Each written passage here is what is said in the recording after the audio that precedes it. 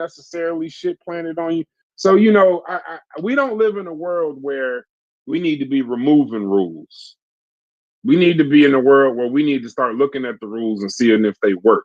So rather than removing that particular civil rights disparate liability, impact liability, I think that we should look at it and just see how effective it's been. Because the only reason they're trying to remove it is because the Supreme Court over time has narrowed it to where it's really kind of difficult to prove at this point. But that y'all, I'll land my plane. Y'all go ahead. Y'all give us another topic. We got range, but you know, I think you and Logic kind of said two things that were similar that caught my attention. You used the word or the term fine tuning, right? And then Logic says this is something that we have to look at as those issues arrive, right? And I kind of think those are two similar statements because you know, like it is the fine tuning. Like we do have to look at it. So like just you gave the fireman's example, right? Fireman's example, right? Like that's a case where, you know, now we go in and do the fine tuning. Like this is come up. This is something that come up, right? Like Logic said, this case has come up, and then I don't know that, you know, oh, we gotta, you know, redo the whole fire department. I don't know. As you know, I'm not that smart to even suggest something like that, right? But what I'm saying is, what we need to do is we need to go in and do the. You know what I'm saying? Like, what is it that? What is the issue with the test that makes 80% of the black people fail and only 20% of the white folks or whatever, or other demographics or whatever? You know what I'm saying? How can we balance that out? And we may and on a real, if we being realistic about things, we don't have to necessarily get it to 20%, right? But we know that we definitely know that 80% ain't where we need to be at. You know what I'm saying? So I think it's that type of fine tuning that has to be done. You know what I'm saying? Because it's a whole system, and we don't even see it all the time until a lot of the times it's too late. You know what I mean? I think, you know, people kind of said things about the standardized testing, but I think that's a kind of more modern, newer thing. You know what I'm saying? That we just now finding out. You know what I mean? But Corey, I had girlfriend who used to write tests. A test question is not as simple as it look. A simple test question.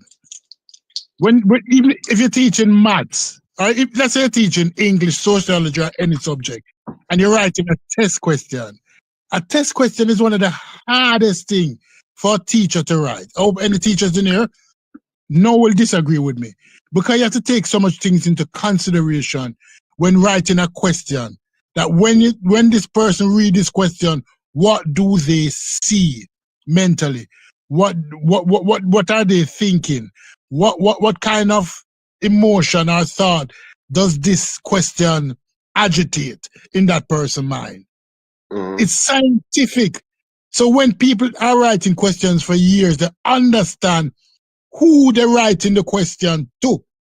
I dare anybody to just type in ChatGPT. Any teacher will tell you it's difficult to write a question. And we look at the broad-based test that they issue out.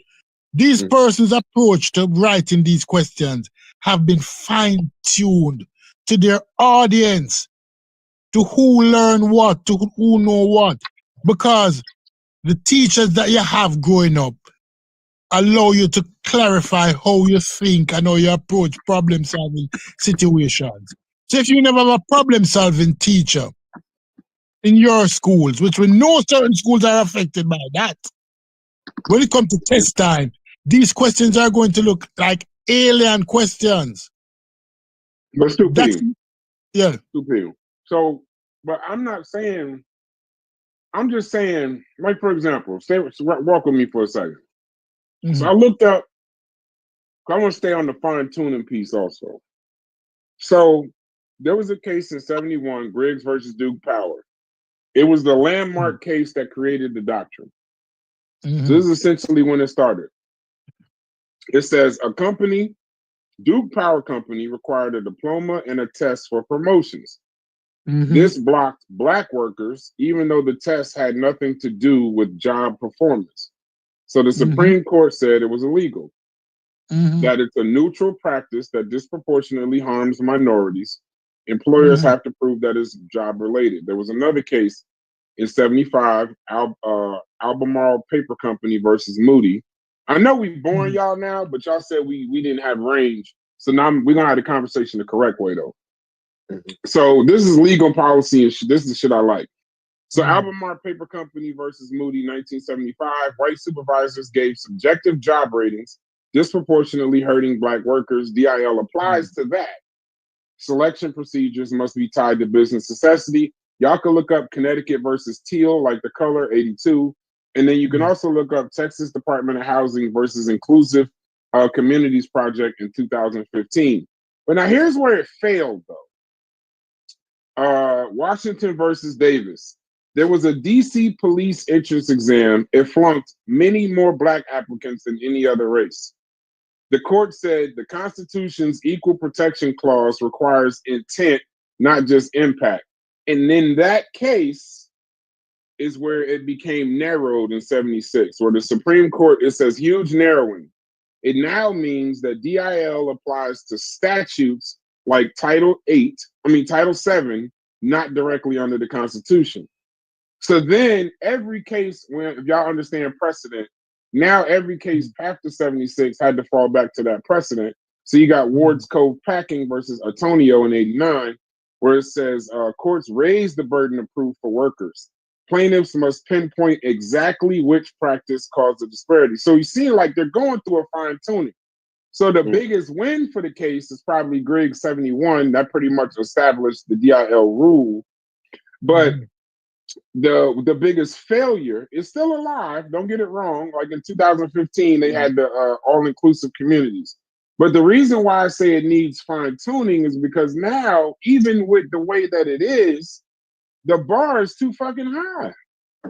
And to be quite honest, the businesses that you're trying to fight, they can just call it, this is a business necessity and win the case.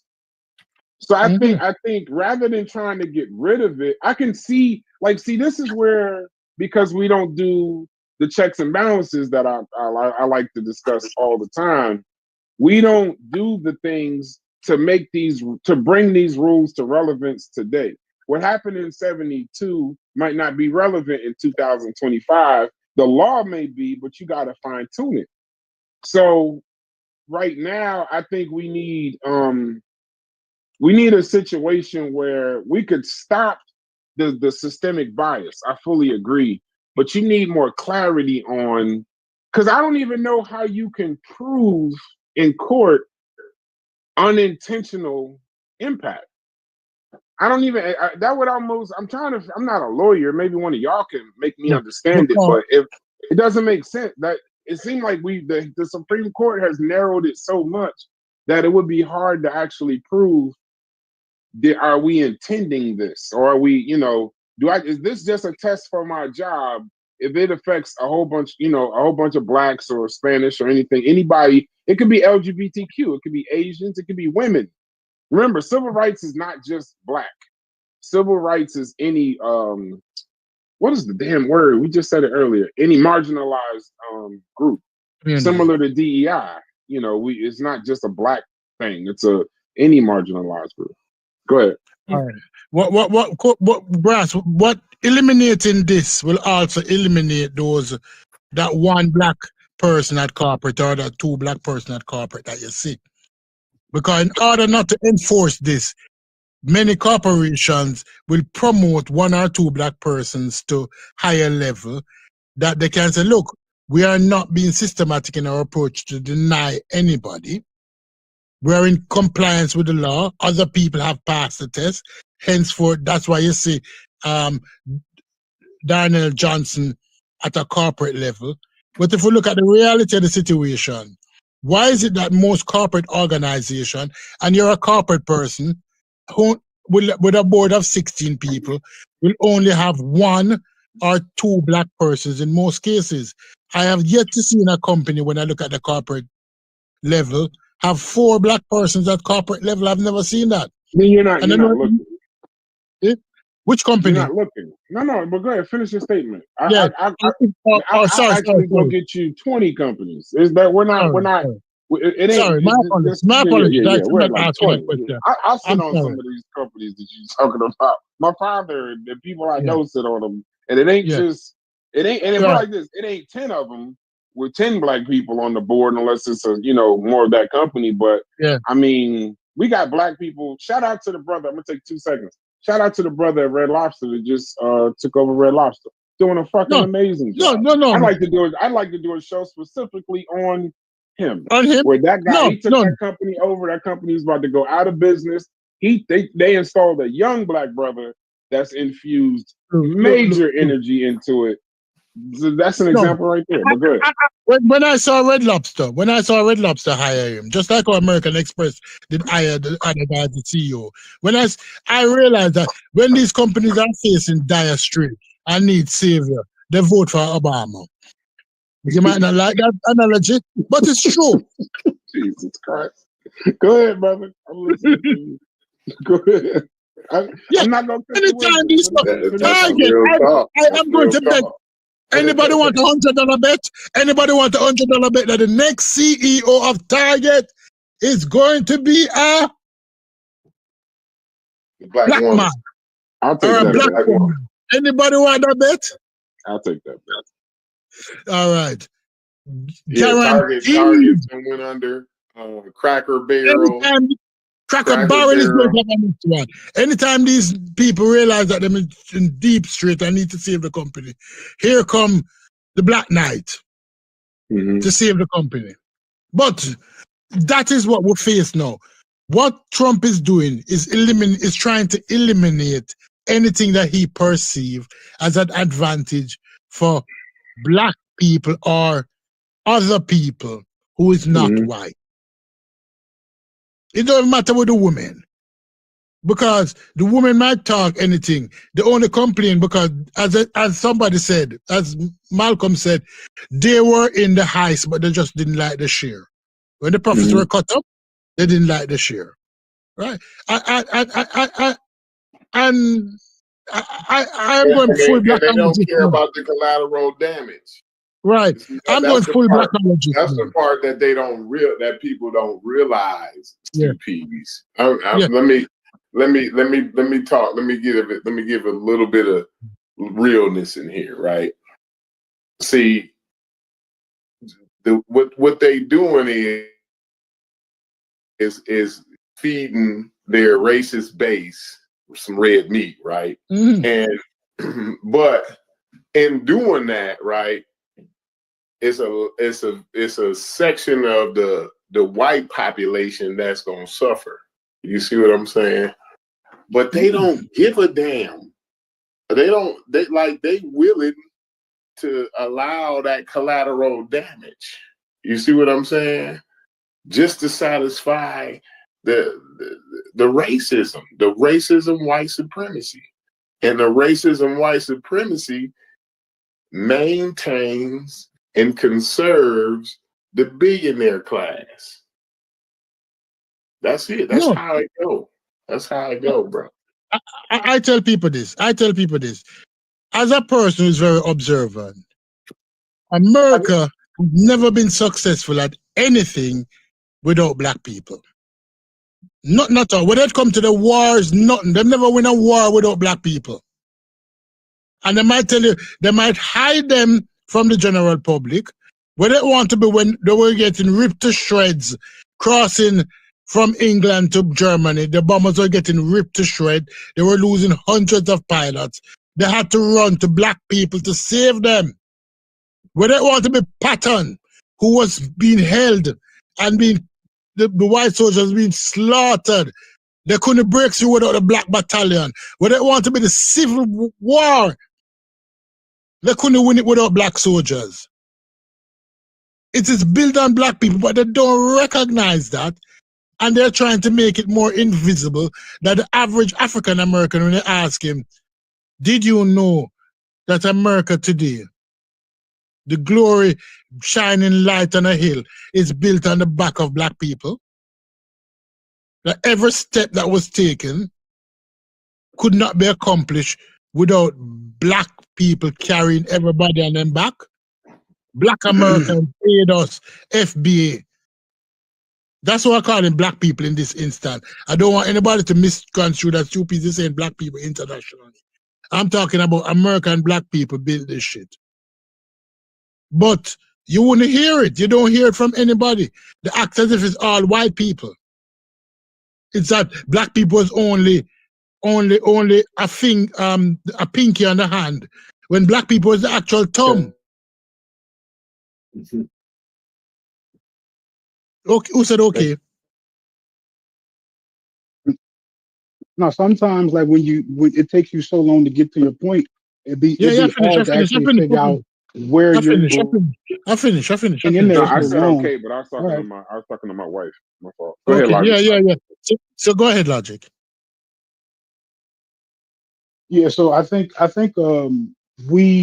us in particular we discuss our particular relationship that we have with oppression here in America, right? And because of how it affects us personally, we have a relationship with it. But I think if you're trying to actually understand it, then you would need to understand it in a bigger concept, right? So like and every time for me, it's an eye-opening scenario for me, right? Like it's eye-opening for me to realize that the same forms of oppression that we deal with systematically here aren't this isn't the only place that deals with systematic oppression. We might actually have our unique brand of it, but systematic oppression happens in all Unique. sorts of different environments. And I thought that when you look at the epistemological colonialization kind of framework of it, what it kind of actually says, right, is that you're almost just looking at a byproduct of like complex society, period. Right, You got and to say that that last part again, may Logic. Yes, repeat. Yes, be Logic. You got to say that like last part again. You that cutting out. may be Logic. too big of a He cooking too. concept He cooking. Logic. You chocolate screwed, G. Damn, I don't want to kick my brother. Hey, anytime Logic talking, bar, so he don't Logic, never you have to think start he over. can You have to talk. start No, over, no, Logic. no. No, start over. No. I think once you Start over. get like a We didn't hear bigger not one word. picture. Just start over. Okay.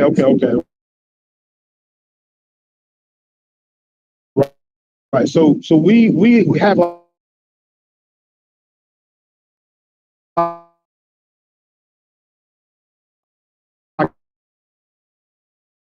our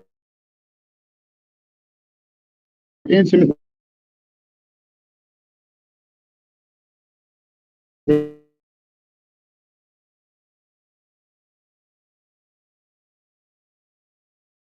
relationship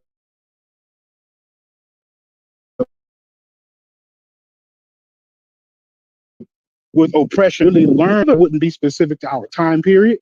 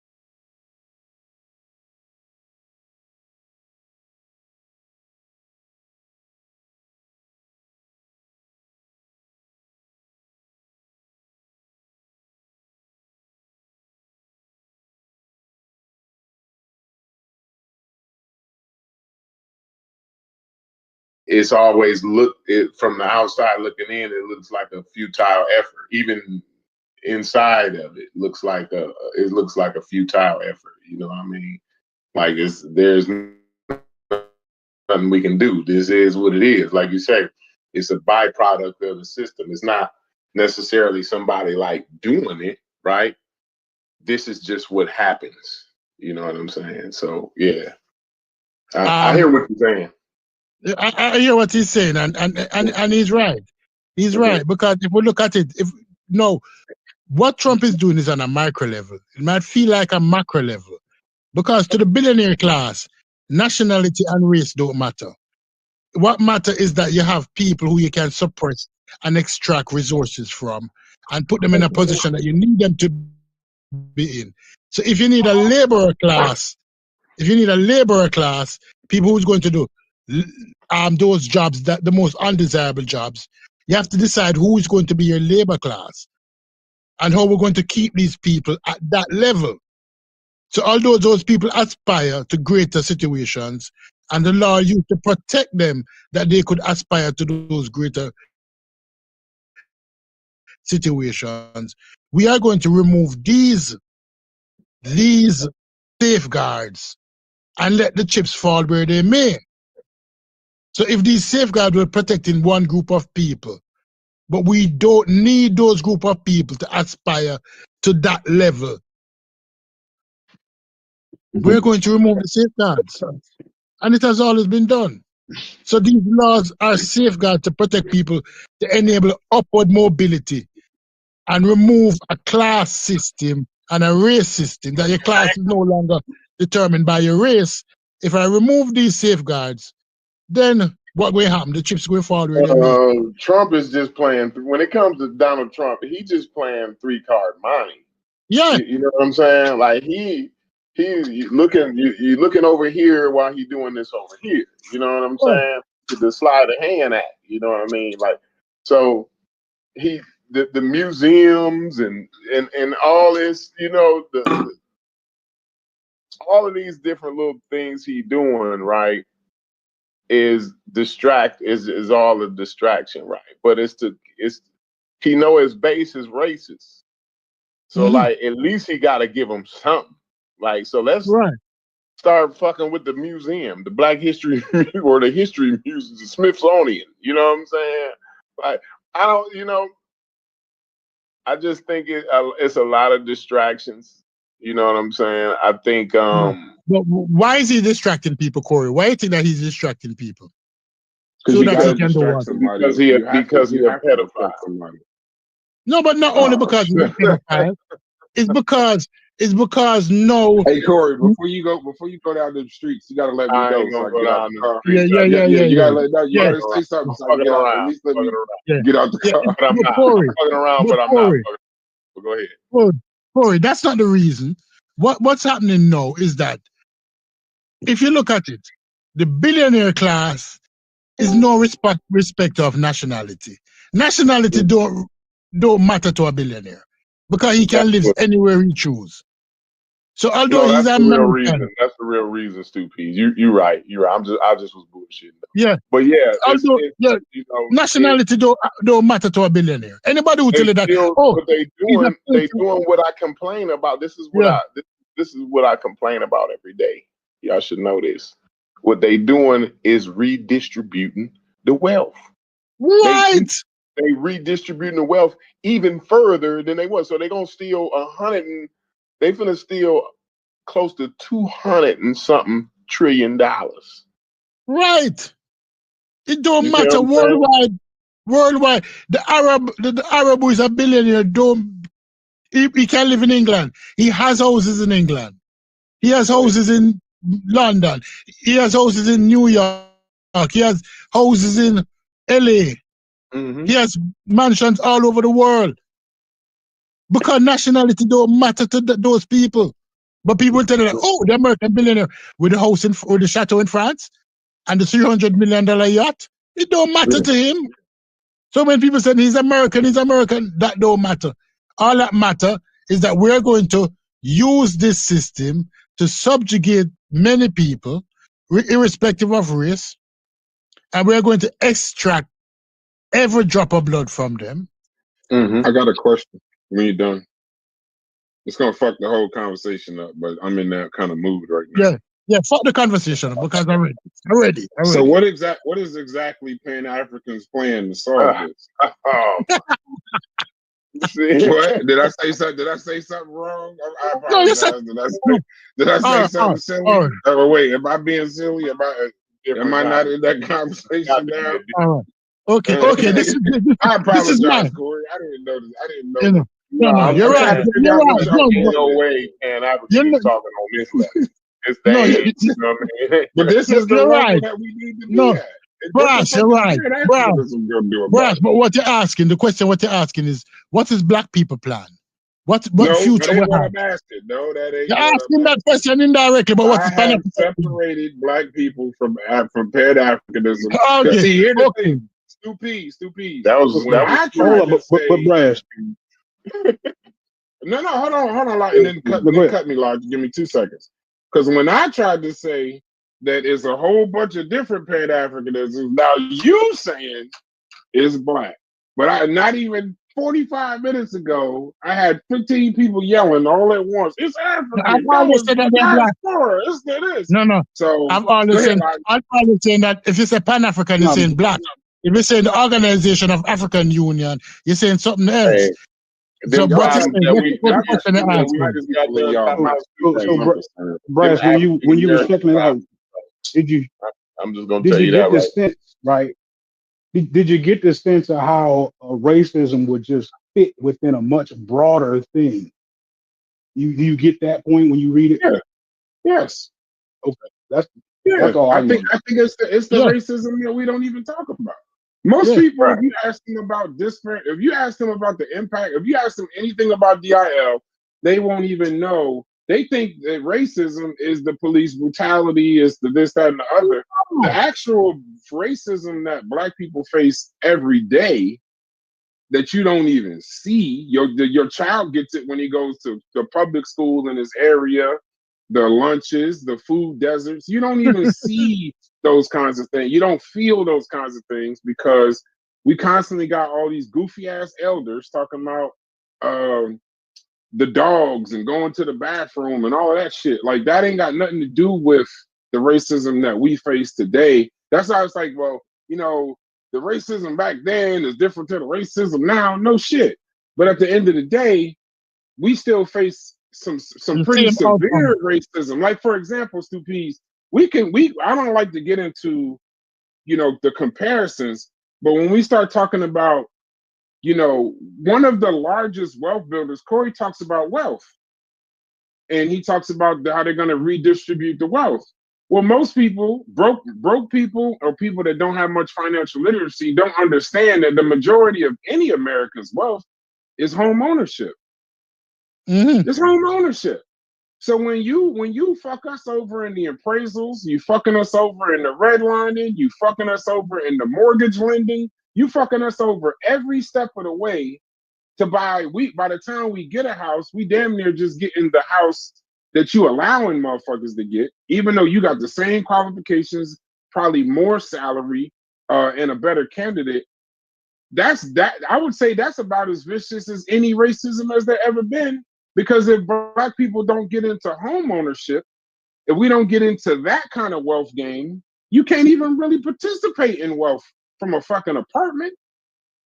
You can't participate in the wealth game in the United States without equity in a home. Not in a real way. And let me tell you this, Brad. Let me tell you Corey, this about what you think. My last sentence. I don't want to see your point. You're on a good point, but go ahead. Yeah, how many of them homes, we're telling kids today that they got to go get a home as if it's as easy to go get a home now as it was. Like now it's way difficult. It's way more money. And most of the people that's telling you to get a home, they bought these homes for $25,000 in the 70s, 60s, and 70s. These houses are now working at the supermarket. These are houses that are worth millions of dollars now. And now you're telling a child that's supposed to do the same fucking thing you did, but now the house costs $1 million. The house costs $700,000. This ain't no $25,000 house. The system is completely going against them. And if we don't get into home equity and home ownership, Black people as a race, we won't be able to participate in the wealth game because we lack in the two biggest areas as far as wealth: life insurance and fucking home ownership. That was my soapbox. I apologize. Yeah, That wasn't even a question. let's be honest. Braz, I was going to tell you real quick, Sweet Peas. Braz, I was going to tell you, I watched a couple of my white homies who took over their parents' house, right? And it was a burden when they took it over, right? Them houses that they took over, bro, then turned them into millionaires within like a 2-year period. The houses just went up and up and up and up and up. Now they millionaires. You know what I'm saying? Yeah. Just like that. Just like that. You know what I mean? If they want a truck to buy, them have access to hundreds of thousands of dollars worth of equity. They can pull that out of the house easy as Sunday morning. Mm-hmm. Right? No, but that's the situation. But then what they manipulate the system in communities that are high proportionately Black, those communities, the house values were never allowed to explode at that level. They got higher, yes, but what they did, when you look at Detroit, some of the houses where Black people own, all of a sudden, those areas became deserts for many other institutions. But you got to say why. Don't just leave, because most people don't know why. I'm from the Midwest. So you got to also tell them why. It wasn't racism. It wasn't a discrimination. There's a reason why Detroit became a desert. It's very easy, but tell them why. GM, but it's multi-factor. It was greed. Yeah, I agree, but just tell them it was greed. It ain't just one of the reasons why it was greed, because many of these you know what though? Them white boys that was working at GM though, right? They went out and started working construction. They went out and got business loans, right? Yeah. And started construction companies. See, them Black folks, that's what it's a little racism in there. Yeah. No, I didn't say it wasn't no racism in it. I'm just saying it wasn't all racism. That's all I'm saying. Right. It wasn't initial. So I guess the initial, but the ripple effect, and this is the exact thing that you actually talking about. The shit that we don't see. Exactly. You know what I'm saying? The shit that we don't see that's going to affect us way worse, because them white boys went and got business loans. Started because the second generation, not the first. Shit like that. Yeah. It wasn't the first generation. The father worked in the plant and by the house. And the second generation, when Black people were now getting into the plant, those white boys didn't need to go to the plant because they had access to different resources that the parents already extracted from the plant. Now, these plants decided that I'm not going to facilitate you Negroes like how I did facilitate the white boys. I'm going to Mexico with my company to get a higher profit. I'm not paying you as much as I paid white people. Yeah, but during that time, working at GM was the cheat code for not having to go to college. See, there was a time in America.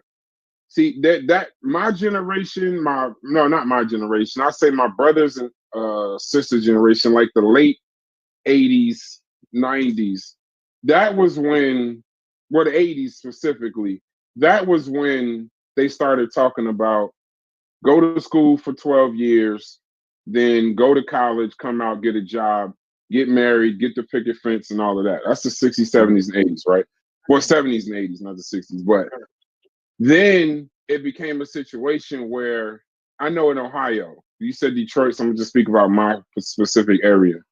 General Motors was the cheat code for laborers, because you could very well have no plan to go to college at all, go through your 12 years of high school, or you could go get your GED. You could work at them factories. You could buy multiple homes. You can go on vacation every year. You could have you could put your child through school, and just that alone, right? So that's just your local, this, that, and the other. Whereas the white people in those same areas that were in those management positions, these people that still got college educations, went and worked at GM. And then when GM closed, they were able to move on to something else. And then, but when GM closed, for the people who their plan for their family in Ohio was, yeah, you can go to high school, but after high school, you just go to work at GM. They got a housing program, they got a car program, they got a college program for your kids. But when you took that cheat code away, and I don't think they took it away to hurt black people, it was just General Motors trying to make more money, whatever. It hurt us because it's similar to how COVID did. It just put a light on, COVID just put a light on the healthcare, the healthcare issues the black community already had. Then you started seeing all the black people dying, and it was those underlying issues, and you started seeing like, damn, my healthcare situation is fucked up. Now we might have known it, but COVID exacerbated it. When GM closed, it showed you the level of preparation the black community in Detroit and Ohio. It showed you that we weren't prepared for that. But in any kind of corporate situation, you got to understand, I'm gonna land my plane, is that nepotism and the good old boys network has saved white people since Sodom and Gomorrah. Like it's time immemorial too. Like remember, the whole corporate structure of CEOs and shares was to make corporations a person. So then now you could they could get the same benefits of a person. So when they're going to put these people on these boards, when they're going to put these people on the boards, they're not looking for people to do it. They're looking for friends so that they can get these same tax breaks. They could push these same things and have no pushback. So when we're saying we're not, that's the thing you don't see though. Until it gets into your face and you start looking at, I'm going to just use a colloquial example like the NFL. 70-80% black players, no black owners. NBA, 78% black players, workers, not a lot of coaches, not a lot of black owners. So you also got to remember that sometimes something has to happen, like the plant shutting down or COVID, for us to see how bad our issues are actually in the black community. Like we didn't know, we knew our healthcare was bad, but when COVID hit and those underlying issues was just started taking us out, it realized that like we just weren't prepared for the next level of the game. Because Corey, you and I both know, being from the Midwest, there were functional generations being fed by General Motors, bro. But when it was gone, we just weren't prepared. Yeah, no doubt. Yeah, it's like I said, and then even being informed, like, you know what I'm saying? Like, so like a lot of the white community saw it coming. You know what I'm saying? The black community just wasn't informed a lot on some of these issues too. So, you know, that's a whole nother thing, man. Yeah, I've been saying financial literacy is our civil rights movement. I'm with John Hope Bryant on that. I'm gonna stay on that because I think that's an actual fight we can have. I think it's the actual fight we can win. I don't know if we can win all these other fights. I don't know if unifying all black people under a banner is gonna work. I don't know if somehow, this, that, and the other, but financial literacy is something that you could start in the home. Life insurance is something you could start in the home. Home ownership is something you could start in the home. You could start where you at, and we all end up being unified. I think I'm gonna do a show on how for me, financial literacy is our new civil rights movement. And if we all got on that kind of wave, I think that would help us a lot better than trying to somehow figure out what Lumumba and Nkrumah and all these other people did and see if we could just do that shit again. Because it didn't work the first time. I don't know why we're still trying to do the shit in 2025. Did anybody find out about the scandal that happened? I think also in the fight, in the civil rights fight is unionizing, right? Like unionizing with your brothers, with your co-workers, right? At least, gain some type of camaraderie, so that it ain't. It's a bad business, like especially for black men and women, right? In the workplace where you're in competition with your coworker. You know what I'm saying? And I'm not saying unions is good for all, because some cases is that competition is good, right? There's some industry where that competition is actually productive, right? But most of your blue collar work, right? in unionizing, right? That's what positively the union positively disproportionately affects the black community. You know what I'm saying? So that it takes a little bit of pressure off of that individual. You know what I'm saying? You're not such an individual in the work industry. You when you have a little more power in the workplace, it makes life a little bit better altogether. You know what I'm saying? So I think we know not enough people talk about that part of it. We talk about a lot of other shit, you know what I'm saying? But the fact of the matter is most of us spend most of our time at our workplace. You know what I mean? Like a lot of us spend more time at the workplace than we do at home. You know what I mean? So, that's the place, that's where you start at. You know what I mean? The place where you get your money, your livelihood. You know what I'm saying? I think that's where the fight is at. Once you get control of your industry or your sector, whatever sector it is you working in, right? The control and having some form of power and say so, right? That kind of bleeds out into the rest of your life. You know what I'm saying? Because now you have a little bit of time, right, to get other shit together, to be involved in other shit. When you got your money together, right, you can focus on different things. You know what I'm saying?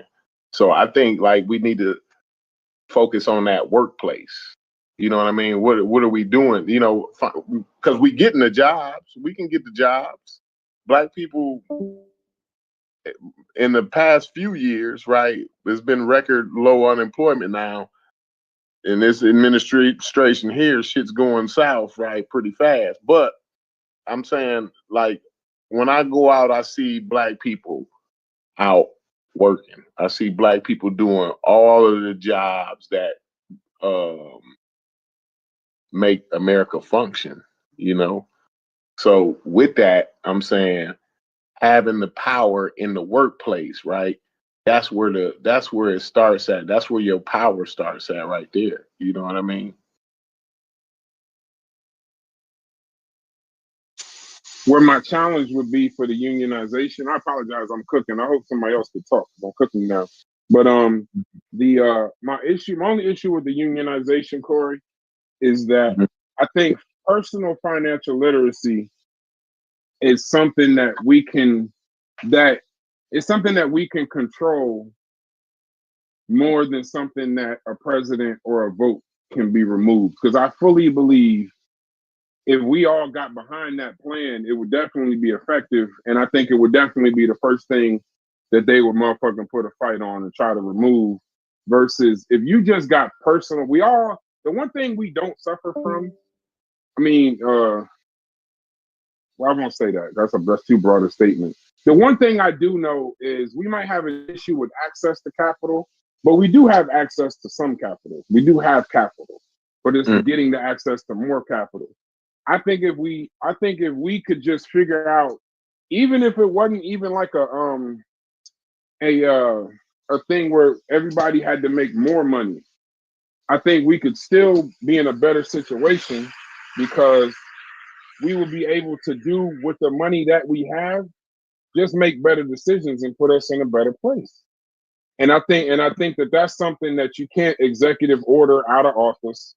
I've seen them, and you and I both know that they attacked the union as soon as we really got involved in the game. You've seen they attack those fucking unions, and I hate it. The Right to Work Act is kind of really. The unions was already only like 4 or 5% of the work place. At least when I got into the union, right, into the trades. you know, it was only 4 or 5% of the working class was unionized. Now it's down to like 2%, 1 or 2%. You know what I'm saying? So that got to do with things like the Taft-Hartley Act, which is which is the Right to Work Act. You know what I'm saying? Which is all tied in with the Citizens United. You know what I'm saying? And all of these different names, they name them, you know, these names like right to work, but you know, it's everything but that. You know what I mean? That's all. You can always tell like what a bill is built to do by the name, right? So whatever the name is, it probably built to do just the opposite of whatever the name is, right? But yeah, I think that's another thing too. With the financial literacy, right?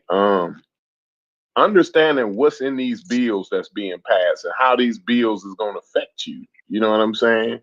Because once these bills are put into place, you know, like everybody always, you know, that was always a saying, like it'll take an act of Congress to do such and such. That means it's basically impossible, right?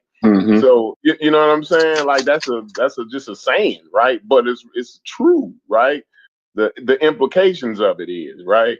You know, once it's codified into law, once it's passed through the Senate, the House, and then the executive branch sign off on it, right? You're gonna have hell to get that turned over, bro. You know what I mean? Like, so you know, Corey, go ahead. I will agree with you, and I will also agree with Brass that financial responsibility is important. But if we be realistic, I put in my gullah hat now. If we be realistic, the average Americans don't have $500.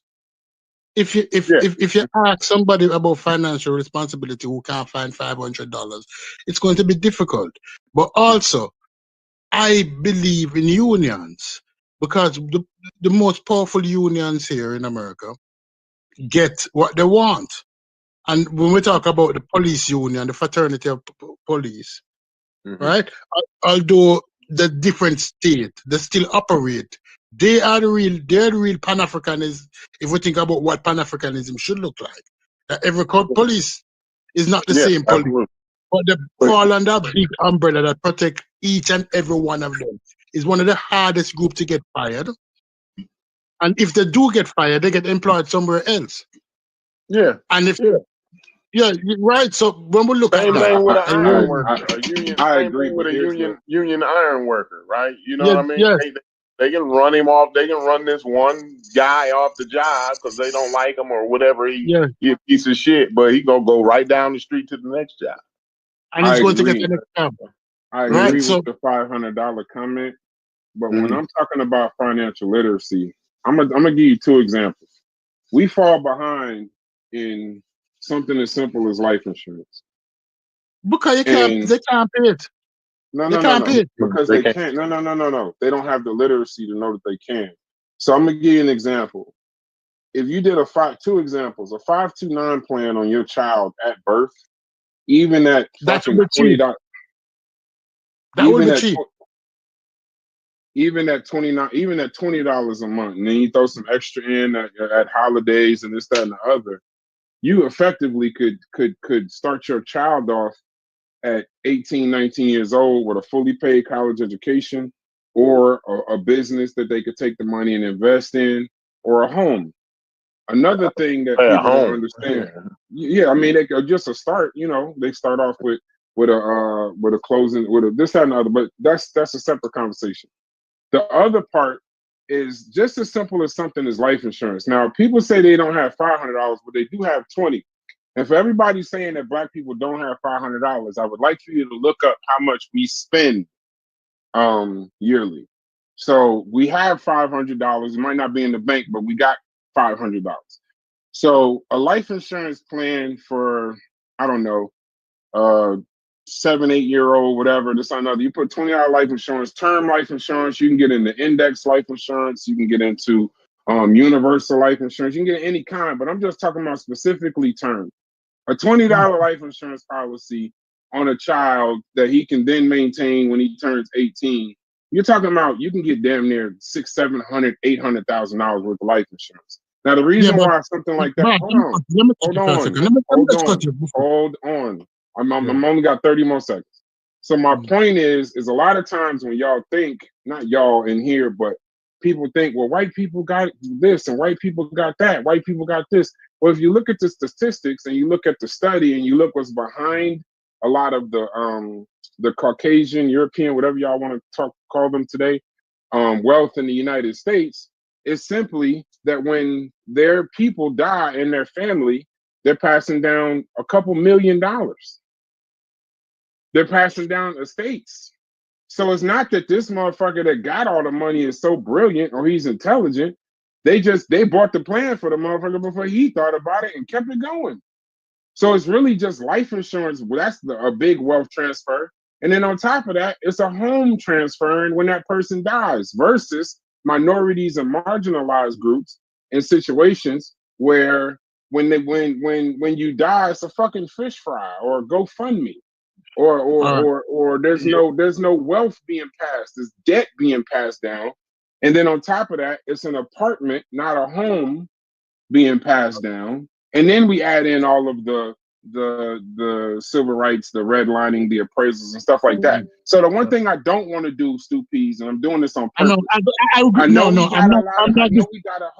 we got a lot of excuses that we can make for our people, and I'm all for it. But we do have to sometimes just call a spade and literally say there's some things that we can do without trying to unify with the entire globe. Y'all go ahead. I agree with you, Brass, 100%. You have not said nothing wrong. The only caveat I would add to what you're saying, this is the caveat I would add, and if you agree with me or disagree with me, is that my generation and the 30 to 40-year-old, you Negroes can't be saved. Let's not focus on your children. Let's get these insurance for your children, because half of us have so much health issues in our community. The dialysis machine, the kidney issue, that your insurance is going to be held to pay. You might not be able to afford it. But your children, you can, especially if you start them early in a term life, that's almost no money, none at all. So no, let's start investing in our children. Stop trying to save this. I can agree with that. Right? But so as I long, agree but with you even totally. but when you get the plans, you have to then pass on the literacy so that they can then do it for their child. And you know what I'm saying? Yeah. So like, remember, like wealth building in the United States is not difficult. It's not. Let me finish. Really not. Let me finish. When I was in the HIV program and I was working with people, and we had a meeting, I said, listen, these Negroes that over 25, you can't save them. They're setting their mentality. You can't teach them anything. Let's drop the age down and go after those persons who have not started having sex yet. Let's try to educate those kids so we can change their mentality. And that's where we're at with this progress now, is that I can't save me because I done set in my ways and I done broke. But I can save my children. Let's focus on the children. Let's see how we can save them.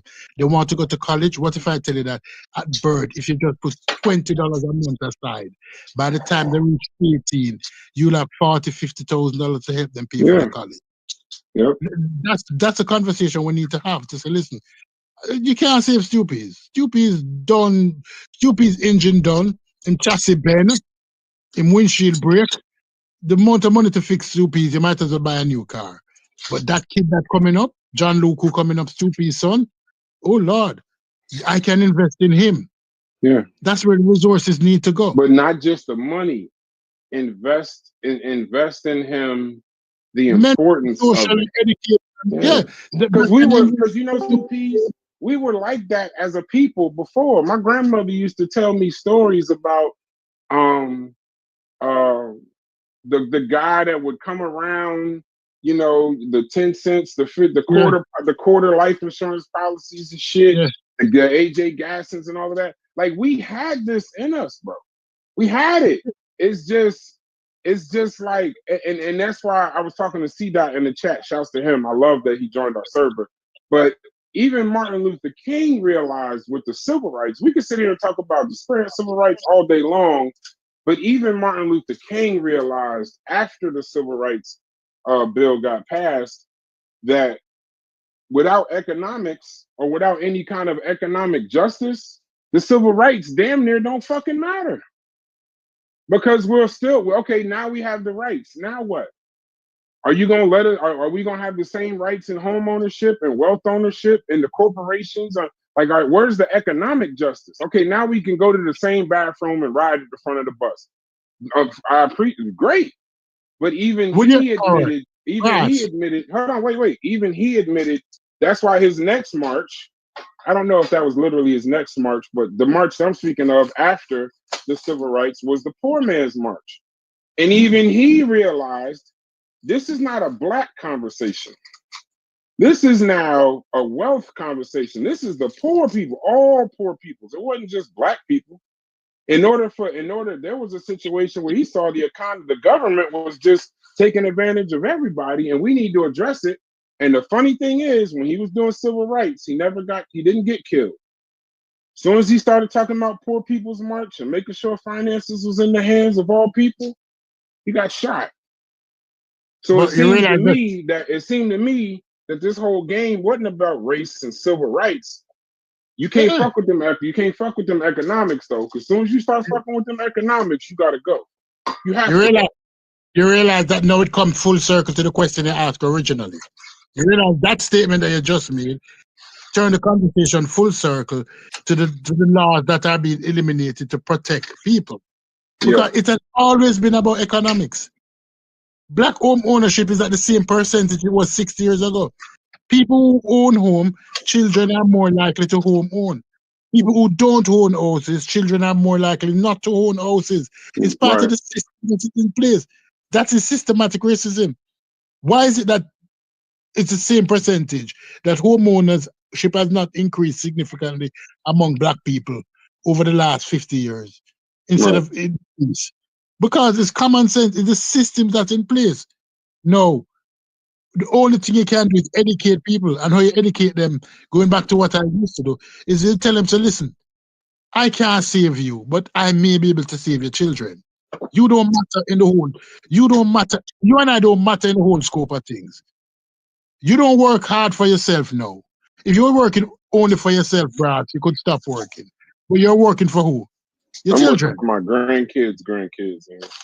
Right? So therefore, that's the message that you tell black people that, listen, I can't save you and you can't save me. We're drowning. We don't take our last breath yet, but we in the water. But we can hold the children higher. And this is how we can start with simple things. But many people don't want to hear that message because they're competing with the children. Can I say something? They're not just competing with their children. I'm going to say something that's going to be radical. Don't give a damn. Most people see kids every day and say they love them. But if you look at their actions towards their children, they don't give a fuck about their kids. When you die, you leave them with all kinds of fucking debt. You're not even attempting to use the tools. That's what I mean by the literacy. Because I gotta assume that most people don't fucking know. It's inexcusable for a child at 18 to not have a good start. To not know a 529 plan, to not know No. Let's make sense. It's stupid. So I gotta believe that you love them because you saying it, but you damn sure ain't showing it. And I'm paying attention to the action.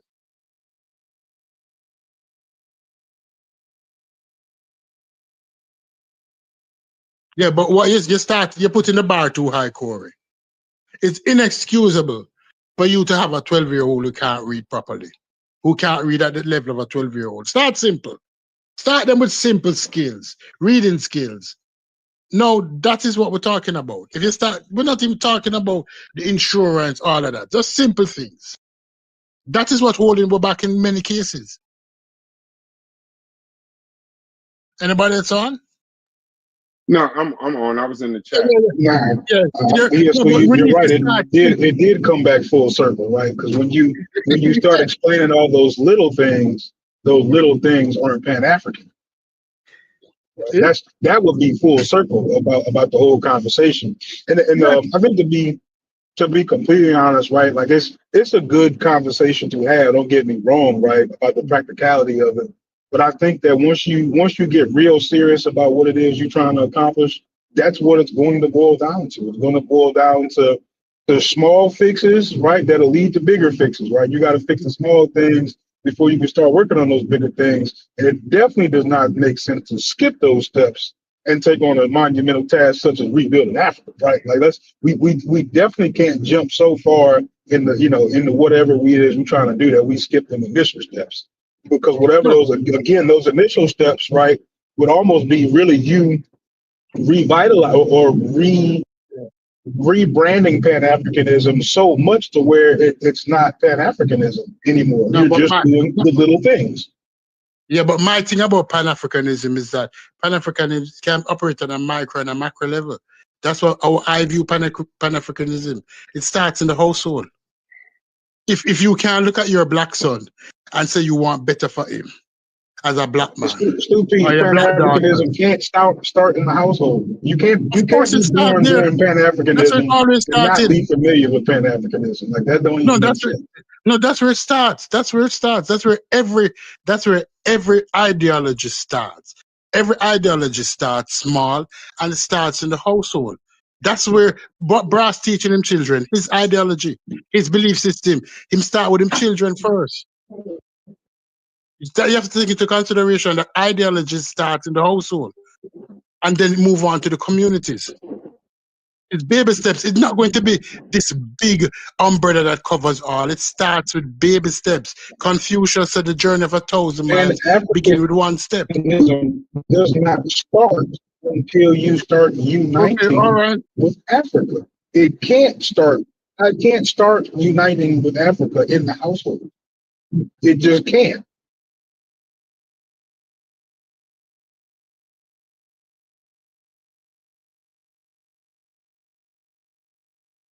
Yeah, I mean, otherwise that's just romanticism. No, I just I don't know. I have my own thoughts on the Pan-Africanism. The whole conversation now about why we don't look at someone in the chat. Let me see. Babylon makes a good point too. It says, remember this convo, what you just spoke, so we could build on the financial literacy, although you do not mention mathematics education at all. I agree.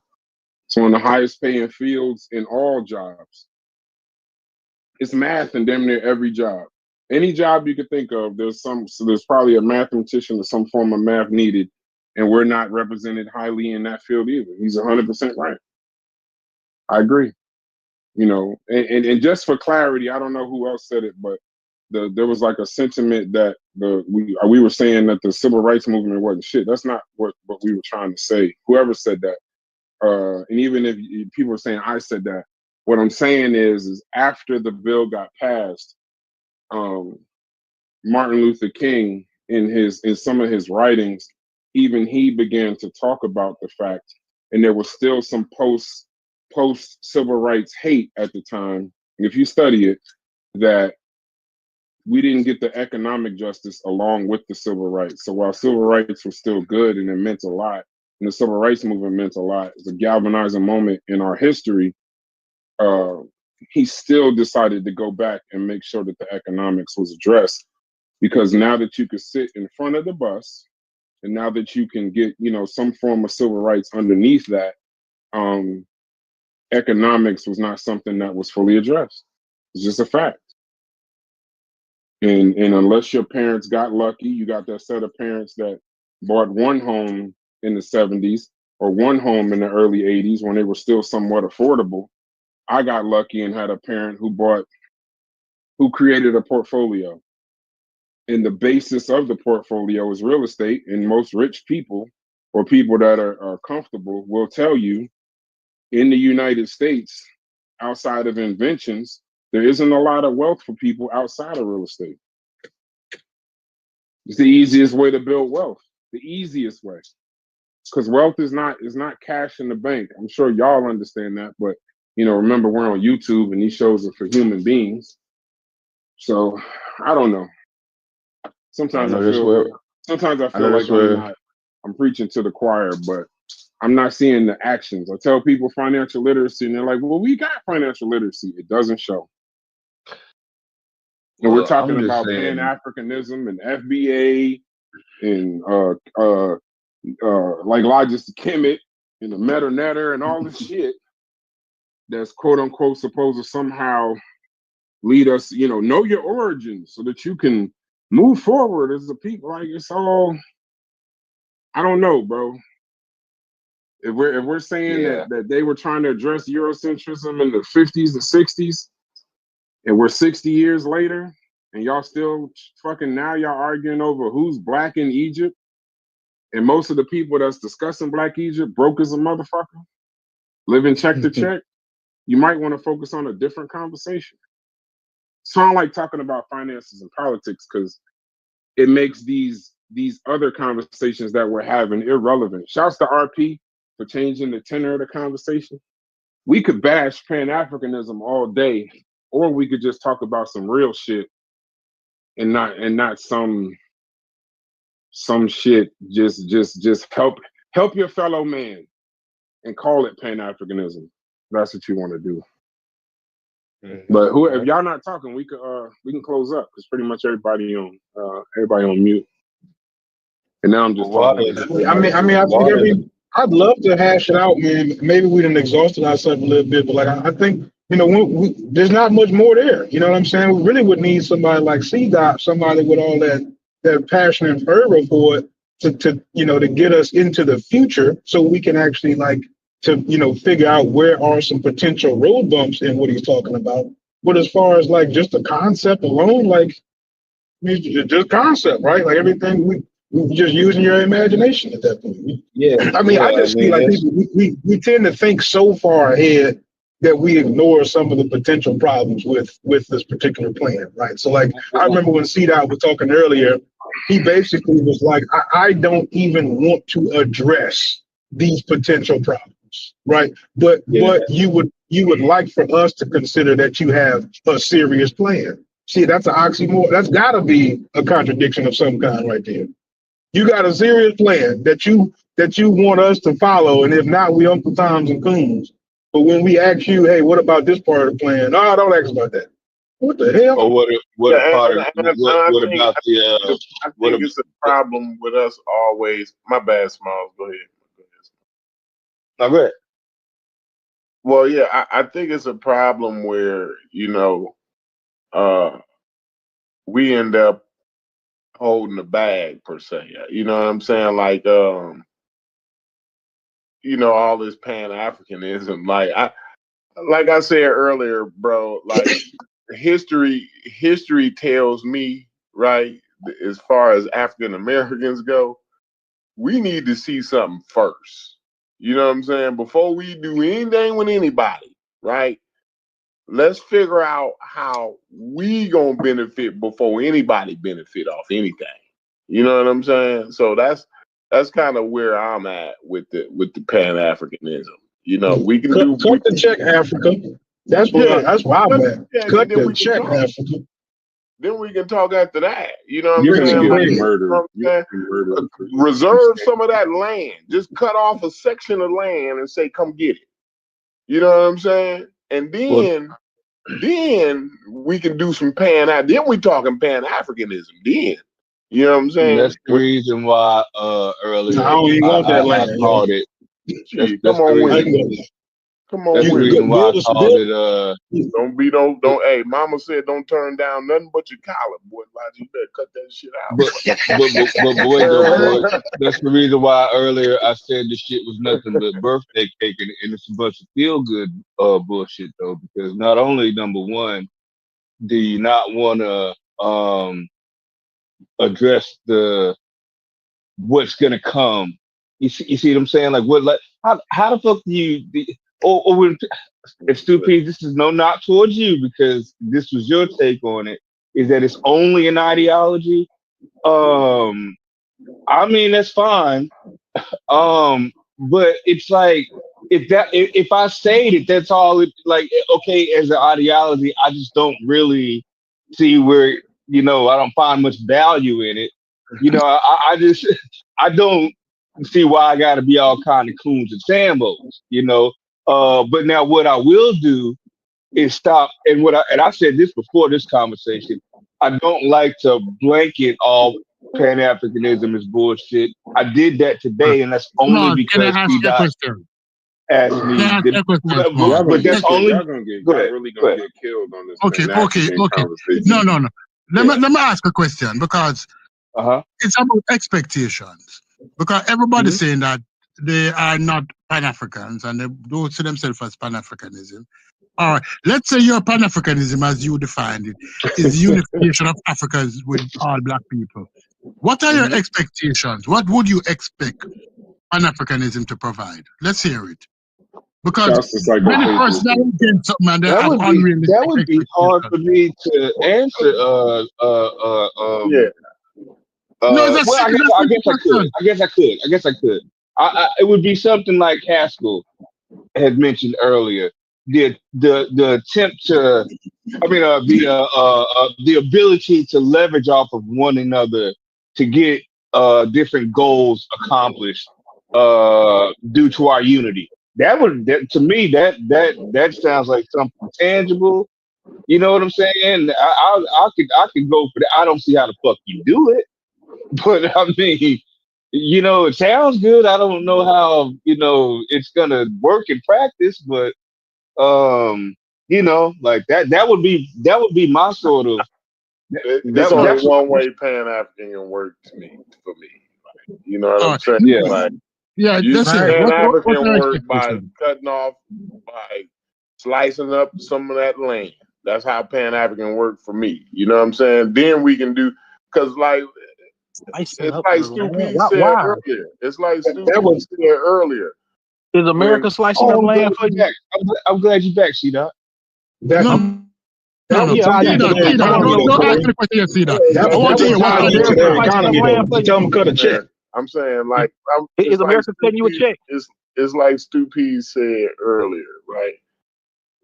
Everybody come I don't for get the no answer. African American to get your shit jumping, Hold right? on, C-Dot. I know you You came in go, here to kill us, but let them get their shit off and then pull your gun out. yeah. Kill us all. I'm gonna answer. See that I hear him. Yeah, I hear yeah. that loud. He chomping at the bit. Go ahead, Corey. No. C-Dot, What's your C-Dot either expectation? on lunch or he just got off work, so he ain't playing. Oh yeah, I'm off No, work, but because I'm muting. I'm muting though. yeah, mute Cedar. Let me just address this and I give you the floor. Because everybody's anti-Pan-Africanism. And they know I'm read not anti. everybody's saying that. That's Let not me anti. finish. Go Or not ahead. anti. Everybody's saying that it's not going to work or it's not going to do. And you ask them to just verbalize what is your expectation. If I'm anti-marriage, I can tell you why I'm anti-marriage. But just to say I am anti something, and I said to you, say, what is your expectation? What expectation do you think that Pan-Africanism would not be able to fulfill? That you're so against it, or what you want from Pan-Africanism? That's the question I'm Well, I asking. wouldn't even know how to answer the Did you question get? because I just And don't. I don't know. It probably not. You but probably Did you that get what? somebody else Did can you answer get that my because answer I though? just Did you get couldn't my answer. no. answer? I'll go in one step.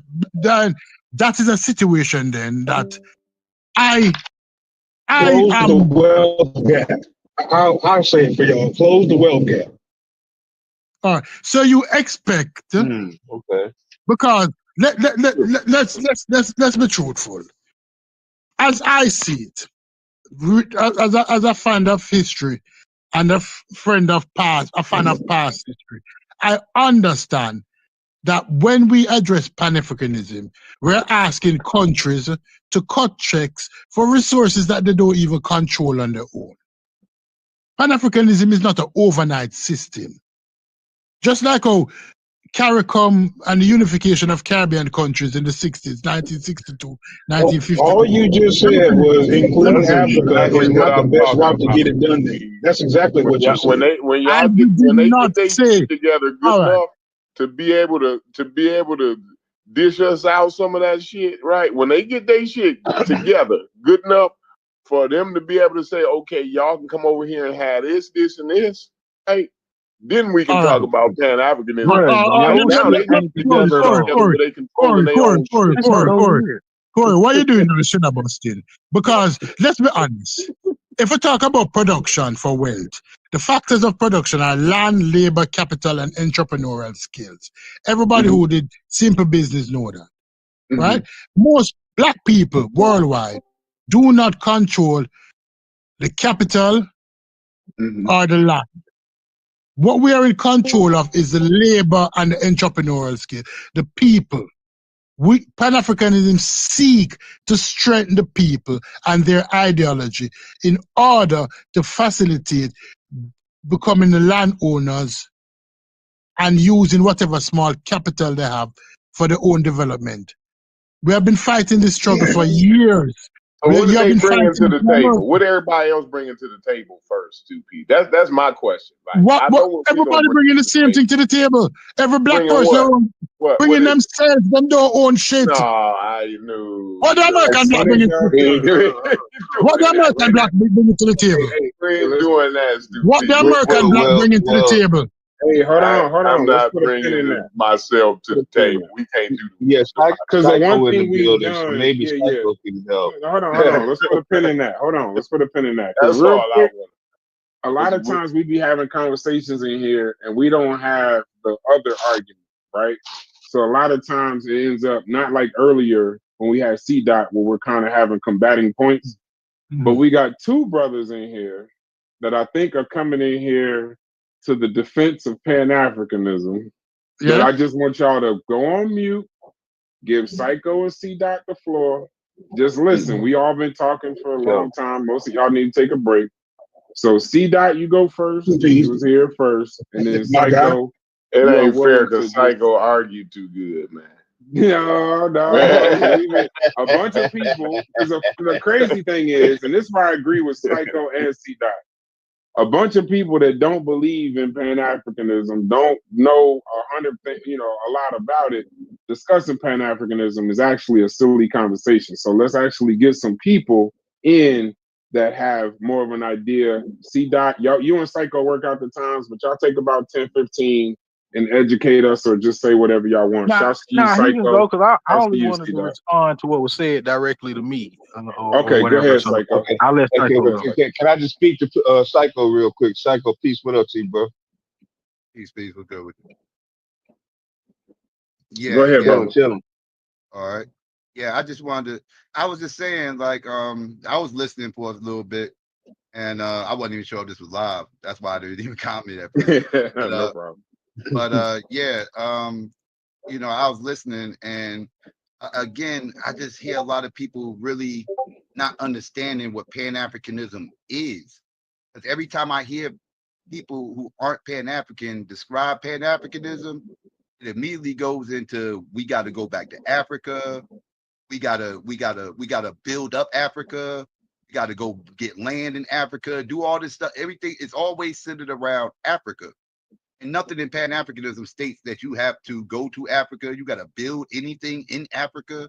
Nothing states this. I mentioned in the chat, I know this channel is a huge supporters of W.E.B. Du Bois. That's a different conversation. But I do find it funny, though, because W.E.B. Du Bois was Pan-African. No. W.E.B. Du Bois was Pan-African, so he became one. Y'all shit on Pan-Africanism. Y'all also shitting on W.E.B. Du Bois ideology. Y'all not just shitting on Marcus Garvey, or y'all not just Malcolm X and all these other people. Y'all also shitting on W.E.B. Du Bois too.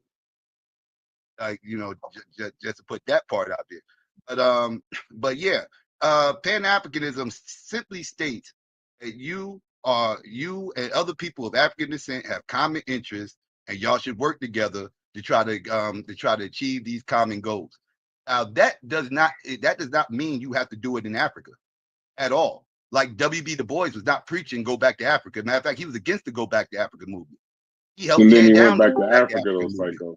But then he went to Africa. So, he was totally Pan-African. Now I don't like W.B. Du Bois, but I would never say he's not Pan-African. Right. So again, just to show you how widespread this ideal is. Right. So like we need to understand what this is actually stating. It has nothing to do with going to Africa, building up Africa. And then I heard y'all say one more thing real quick. Now I'll pass it to C-Dot. I heard y'all say Africa needs to kick out the check. Africa needs to kick out the check. Okay. what does that even mean? Because that's a whole continent, 54 countries. And all 54 countries, we all 54 countries was not involved in the transatlantic slave trade. Matter of fact, none of these countries involved in the transatlantic slave trade. It was tribes that was involved in the transatlantic slave trade. This is before the continent even got carved up. So again, so we be saying things that I don't think we really putting a lot of thought to it. I understand the smoke for Africa. I'm still trying to understand why, but it's a lot of smoke for Africa for whatever reason. But we need to just understand, we're going to attack this ideal, at least address it from a proper perspective of what it actually is. Well, that changes the dynamic a little bit, though, Psycho. Like when you say that, well, this ain't got nothing to do with building Africa up, or going over to Africa to better them somehow. You know what I mean? So like I said, it changes the dynamic. So what does it entail though? Like, so now you got my ear, because now I want to know, like, maybe because the way it was described to me, it was like a whole bunch of connecting with Africans on the continent, and we all one, and getting No. you know what I'm saying? So can I get in on an explanation of that? Because I can give an example. Okay, go ahead, bro. Go ahead. You say gang violence. Okay, right now you got well, I don't say right now, but in general you've had Crips and Bloods banging on each other, GDs, Vice Lords, whatever gang. You know what I mean? So a way that you could practice Pan-Africanism here in America without going to Africa or dealing with any Africans in particular. Just like the brother Gullah was bringing up earlier about gun violence. All these kids out here got switches and all of that. So a part of Pan-Africanism is finding solutions for the problems that Black people are having throughout the diaspora, which I explained earlier. Finding solutions for the issues wherever you are in the world, and also being supported by other Black Africans throughout the diaspora. So it's not like I said, it just even Stu Peace brought up early. It's about we, not the me. So it's all a mindset. If your mindset goes to the we and not the me, then you don't want to kill that other brother just because he got on another color. Mm-hmm. So all of these changing your mindset helps in the long run. Like that is the beginning process, is to change your mindset. If we got a bunch of Black people who don't want to change their mindset and they only want to stick in the doom and gloom, then you're not gonna achieve any Pan-African success. So the point of Pan-Africanism is to connect Black people wherever you are. You know what I mean? You can do it right here. You can do like what y'all was talking about with John Hope Bryant and everything. I've been following John Hope Bryant from the beginning. That's one of my favorite people to go to when it comes to finances. So I agree. And I was one of the ones that was saying Africa cut the check, because it was like I was using it in the way like y'all saying Africa, so I'm saying Africa. Like, so I don't know what specific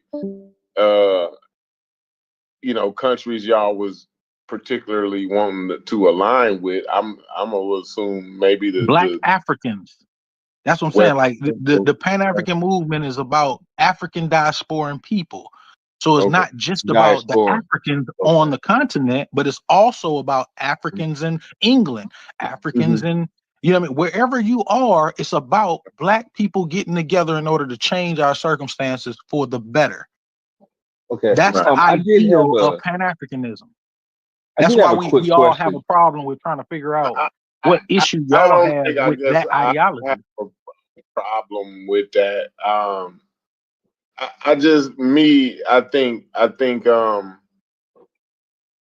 guess fine. It's cool. I'm cool with it, right? Fine. But it's a matter. I think we can. Our focus, right? I think it's a lot of things to focus on, bro. Like the diaspora. You know what I mean? Like, I understand the will and the connection, but let's make sure this is connected first. You know what I'm saying? Like, before we get international, right? I think we got to get city to city. You know what I'm saying? Like, That's you the whole know, point. That's the goal of okay. Pan Africanism, though. Like the Well, let's goal start with is Pan to African start Americanism first, small. and then we can flow into Pan That's Africanism. fine. But Yeah, yeah. that's what I'm saying. It's not, Okay. you keep going back, you keep reverting back to Pan-Africanism being something that solely has something to do with Africa. It's No, about I'm saying African international and diaspora. just international period. You know That's what what I'm I'm saying? saying. Not If just you only Africa. want to focus on America, that's fine. That's not a Oh, problem with yeah, Pan-African. exactly. Pan-Africanism does not knock you from wanting your fellow Black Americans or whatever you want to call African Americans. It's not stopping you from doing any of that. So that's why I keep wondering, like, what is your real issue with Pan-Africanism? Because it's not stopping you from doing anything here in America But nobody for never Black explained it Americans. to me that way, though. You know what I'm saying? Like they Yeah, always yeah, explain it to me in a different way. They never, I you was know. trying. I was trying. I was trying. I was trying. yeah. Yeah. And to your credit, I, Stu Pease was I don't fine, know. You didn't do a and good job. also, UPs, you usually do pretty Like, good, but you did a terrible job of explaining It's that. well, he tried to, like he Yeah. tried to, and here's the thing. Also, to his credit, Dot, you explained it too, and as I said, even under your definition, I think I would actually be a Pan Africanist. I don't think when you got off, I didn't get to tell you. I think you and I would probably clash over the definition of the black as far as the unit, the unity, as far as who we're calling black, right? I think that's where you and I would find conflict. But I did want to take this opportunity to ask Psycho, if it's okay with everybody else, I mean, kind of put that same question towards Psycho that was put uh, uh, uh, towards everyone earlier, and that is, do you think that Pan Africanism needs a tangible objective, or is it more of an ideology? And what would be, if you could name maybe at least one of those tangible objectives, like Logic said, like the wealth gap or something. If you could name one of those tangible objectives, what would that be? If you think it even I needs would say one. I would say the wealth gap is critical based on regardless of whatever Pan African you talk to, because Pan Africanism is a broad umbrella, right? Like a lot of things encompass this, right? You got people that are the people that y'all talk about that want to go back to Africa, think we should Mhm. repatriate and everything else, and go build up over there and everything. I don't agree with that ideology, but there are people out there that believe that's cool, right? But there's also people that think we should try to build a nation here in America, right? There are people that don't think we need a nation per se. We need to just pretty much just do what y'all talking about. Financial literacy. Do X, Y, Z, whatever the case may be, and just blend in with the system. It depends on who you're talking to, right? Because there's no one set rule to it. Kind of like the Democrats, right? Democrats is a whole bunch of different ideologies pulling and tugging on the Democratic Party, right? But it'll be That's a good unfair point. for me to run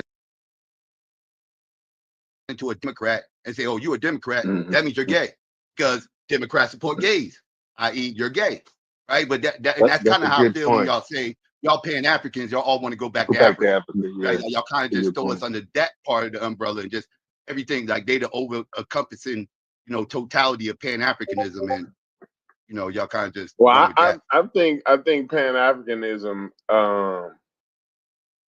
the representation ain't. You know what I'm saying? Because most of the time when I get and to be fair, like C Dot earlier, like that was kind of basically like along the lines where you was kind of coming from, like yo, we gonna leverage the good, the goods and minerals against the whatever the opposition, because you know what I'm saying, like in order to get whatever we want, you know what I mean, we're aligning with some of these African countries to leverage that power, that or that those minerals or whatever against right. whatever other entity. But even You know that, what I'm saying? Corey, was that was like that wasn't me that came up with that. That was the other brother with the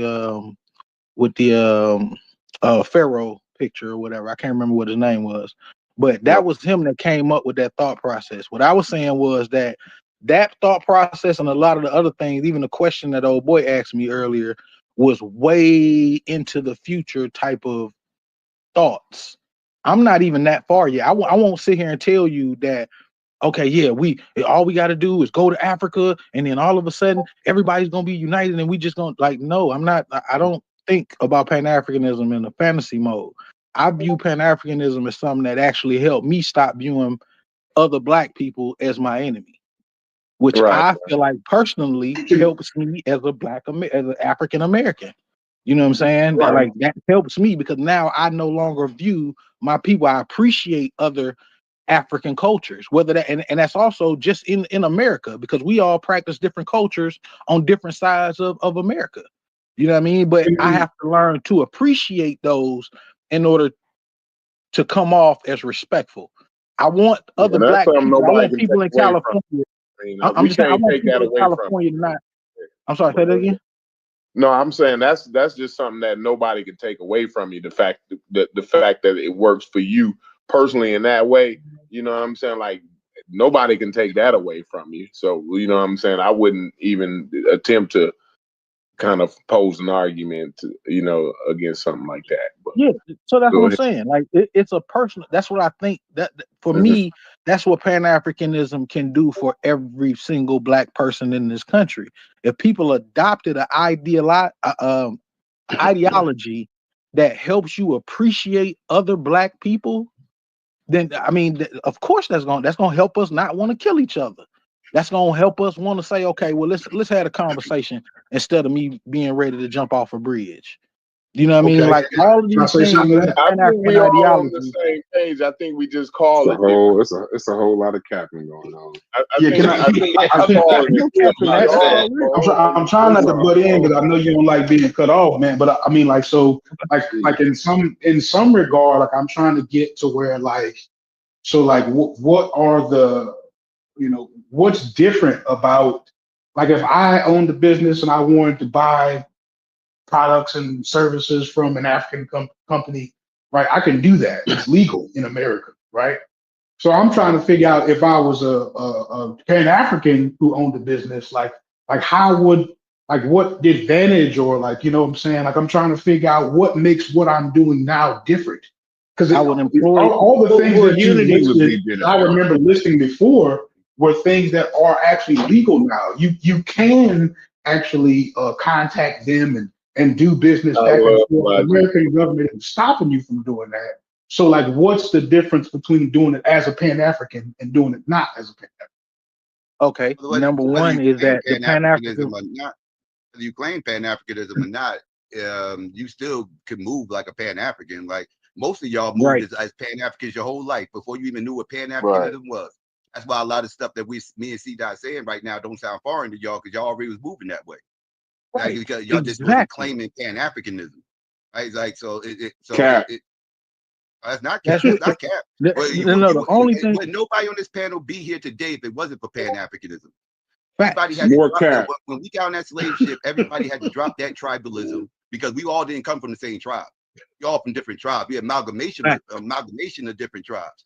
And we all, when we got on that slave ship, we had to drop all that tribalism.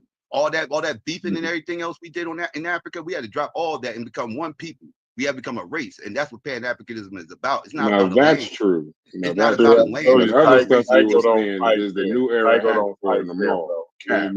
Leg. It's real. He Yeah. is exactly right Yeah. though. And with That was Brett a good bringing up argument. the financial part again, like that don't like I don't know why we keep reaching to that part. Because like I said, if I'm a Pan African, my thought process is that I want to employ as many black people as I possibly can. That's a Pan African thought process as a business owner. But if I don't have that thought process, then it don't matter who I hire. I just want to get whoever who's gonna come in for the cheapest. That's a capitalist mindset. I don't have the capitalist mindset. My mindset is to benefit and progress other black people. And that's what a couple people said earlier that was on the panel when y'all had the discussion earlier. I was at work, but they were saying like, well, I might be a Pan-Africanist and I really just don't know it. You know what I'm saying? So, I think y'all got a point there. You know what I mean? So definitely. I mean, by C-Dot's definition, I think damn near all of us are. By that definition that C-Dot Well, the only just part gave, that's I different mean, is I that don't y'all have don't no like argument y'all with don't like that. diasporan Africans. That's y'all. That's what makes y'all not Pan African is that y'all are against diasporan Africans. Y'all just care about African Americans, and that's I'm it. just not against. I'm not against them. Like it's just it seemed like, so the way that the argument was going earlier, right? It would make you kind of argue in that kind of way, right? But because sometimes you want to be a little bit hyperbolic to get your point across, right? But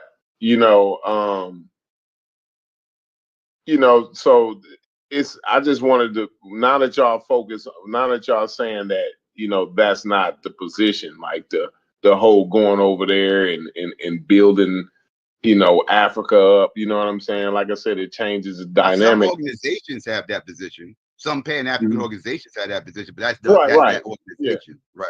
Yeah. Right. I have that position personally. Like that is my position is to build up Africa as a continent and create a symbolization of a United States of Africa.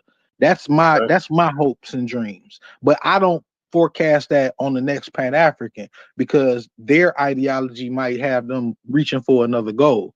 So that's why Pan Africanism ain't set up to attack somebody else's way of Pan Africanism. It's really, I mean, that's what you're doing. As long as you progressing black people in a positive direction, that's the goal. So however you choose to do everybody that, has the same right, and that's why every time you say that, you get mad at me because I say that you can't have no state and no nation without a military, and you get mad at me. But go ahead. No. Hold Y'all on, talking about Psycho. a Hold on version 1 of second, Pan Psycho. African. I can't let him get Oh away with man, that because that was wrong.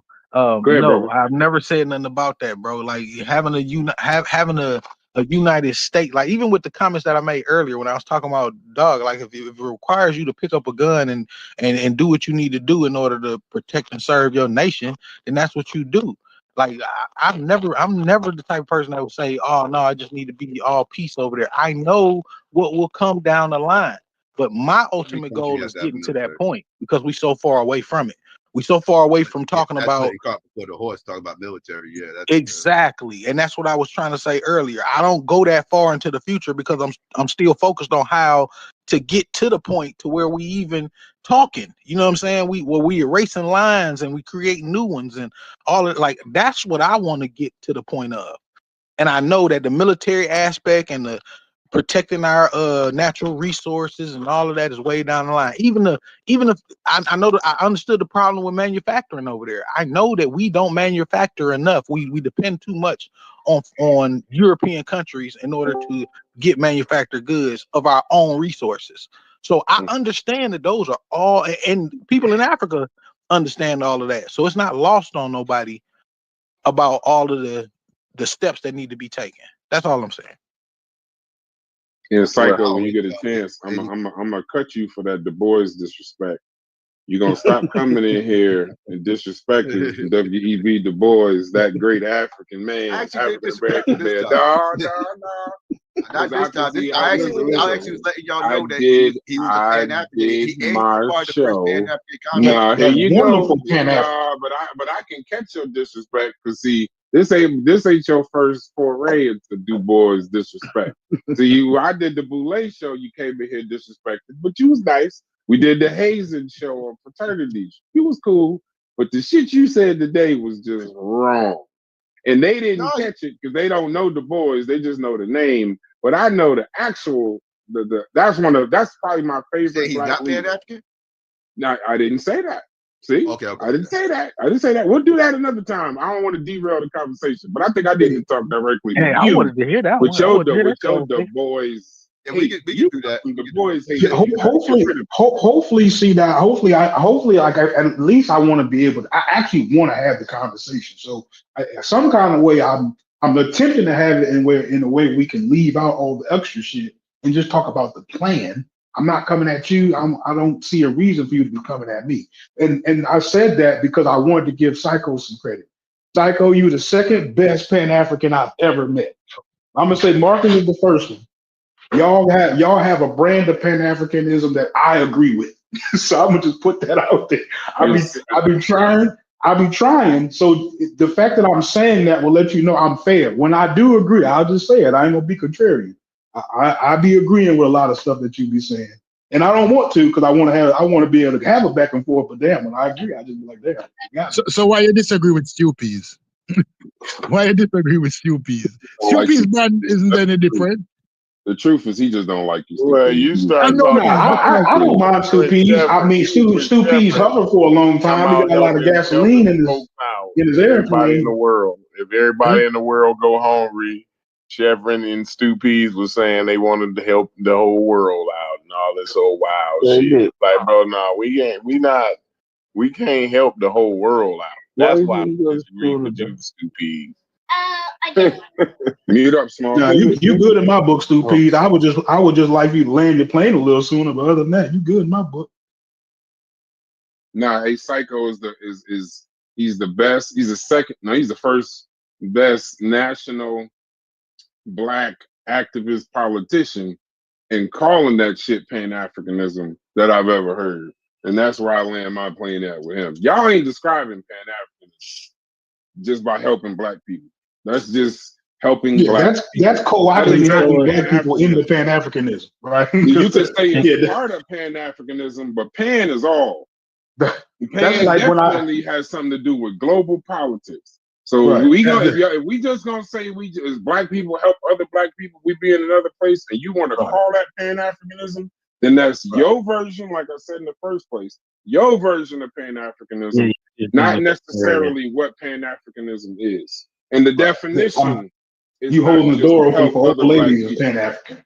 Yeah, come on, bro. You're just a nice human being. You and Logic are being key contrarian.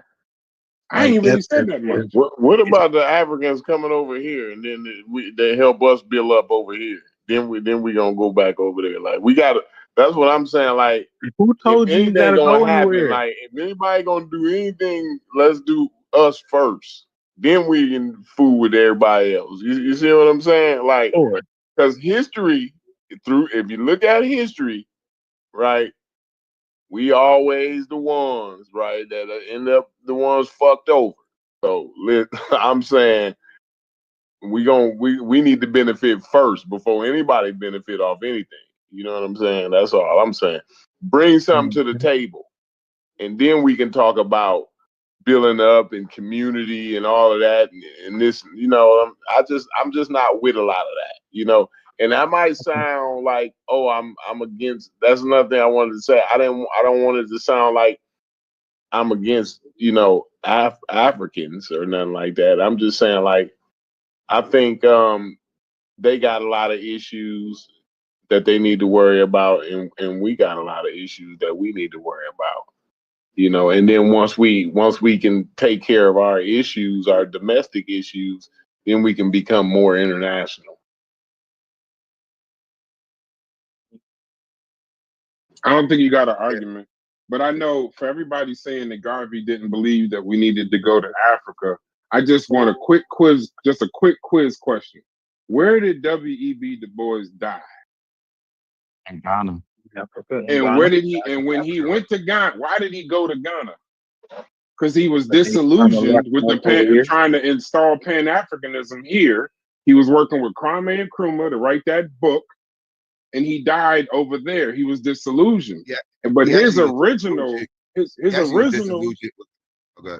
Go ahead. Well, I mean, we could do different states of disillusionment, but I mean, I don't think I would disagree with anything that you're about to say, Psycho.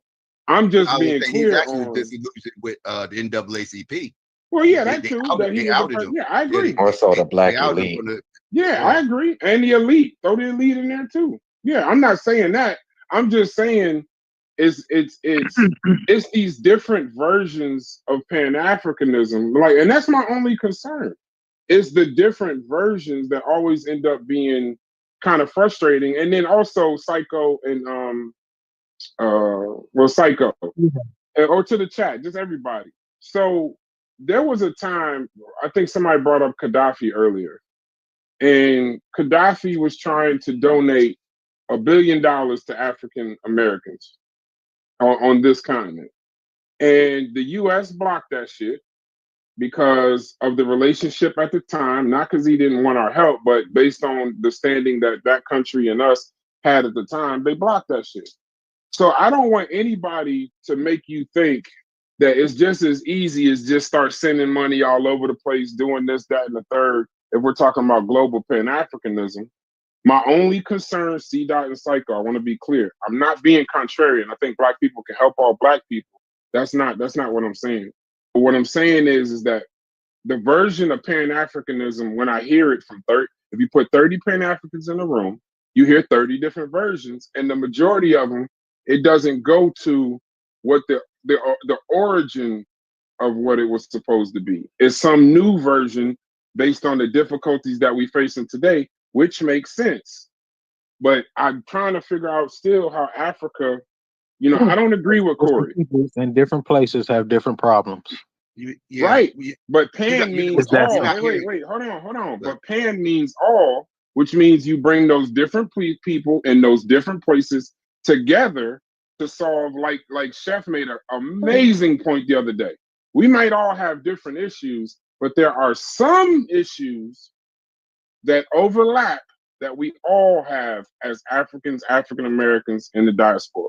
So we may not have to come together on gang violence. That might not matter to somebody in Africa, but we definitely have some shared issues that we can be Pan-African on, and that'd be a good start. Yeah, like now when you said you get 30 Pan-Africans in the room, you're gonna hear 30 different versions of Pan-Africanism. Yeah, no, you're gonna hear 30 different solutions on how we get hit the end goal of Pan-Africanism. And I won't argue with that either. I won't argue with that. Because like I said, Pan-Africanism is just a blanket term, and we all got the same end game. But we got different ways to go about doing it, and that's what you will hear the differences in. Like, okay, we should do this, and we should do it this way. We should do it that way, and everything else. But we all got the same end game. Well, some of y'all don't, because some of the Pan-Africans that I hear, it is the Pan-Africanism of let's all get together, move to one place, start a government, start a military. Like, we're not just making this up. Logic ain't get the military. There are some Pan-Africans that talk that cash money. That will still be the same end game, because that will be the upliftment of black people, right? Like, well, it and might that's not more, be, and that's, might not and that's be more in the destination that you would like it to be. And I'm not the go back to Africa guy either. So exactly. So he's a black. He has a more black nationalist viewpoint of Pan-Africanism. So me and Psycho have disagreed. That calls it Pan-Africanism. No, I'm saying black nationalism is still the ultimate goal of black nationalism is still black power. So like Pan-Africanism can't be against black nationalism, even if we have, like I said, there's different solutions for everybody. You know what I mean? For me personally, like I said, I'm not gonna ever say Psycho's not a Pan-African because he wants to be here. I don't give a fuck about America for real. You know what I'm saying? Like that ain't that. I don't think that it's gonna help us in the long run. We outnumbered. Personally, I got too many arguments. That's a tough statement. Yeah, I got too many arguments against. You know what I'm saying? Real true black progression. I don't in even America. know if I mean, like, damn, shit. Okay, go ahead. But I'm that's listening. just but like I said, we can have different points of views, but at the end of the day, the Pan-Africanism part means that I'm not gonna be against what he got going on. As far as his black nationalism, I'm gonna support it as long as it's pushing for black people, and he's not gonna be against my repatriation. Yeah, but if you don't give a fuck about America, at some point there will be a clash.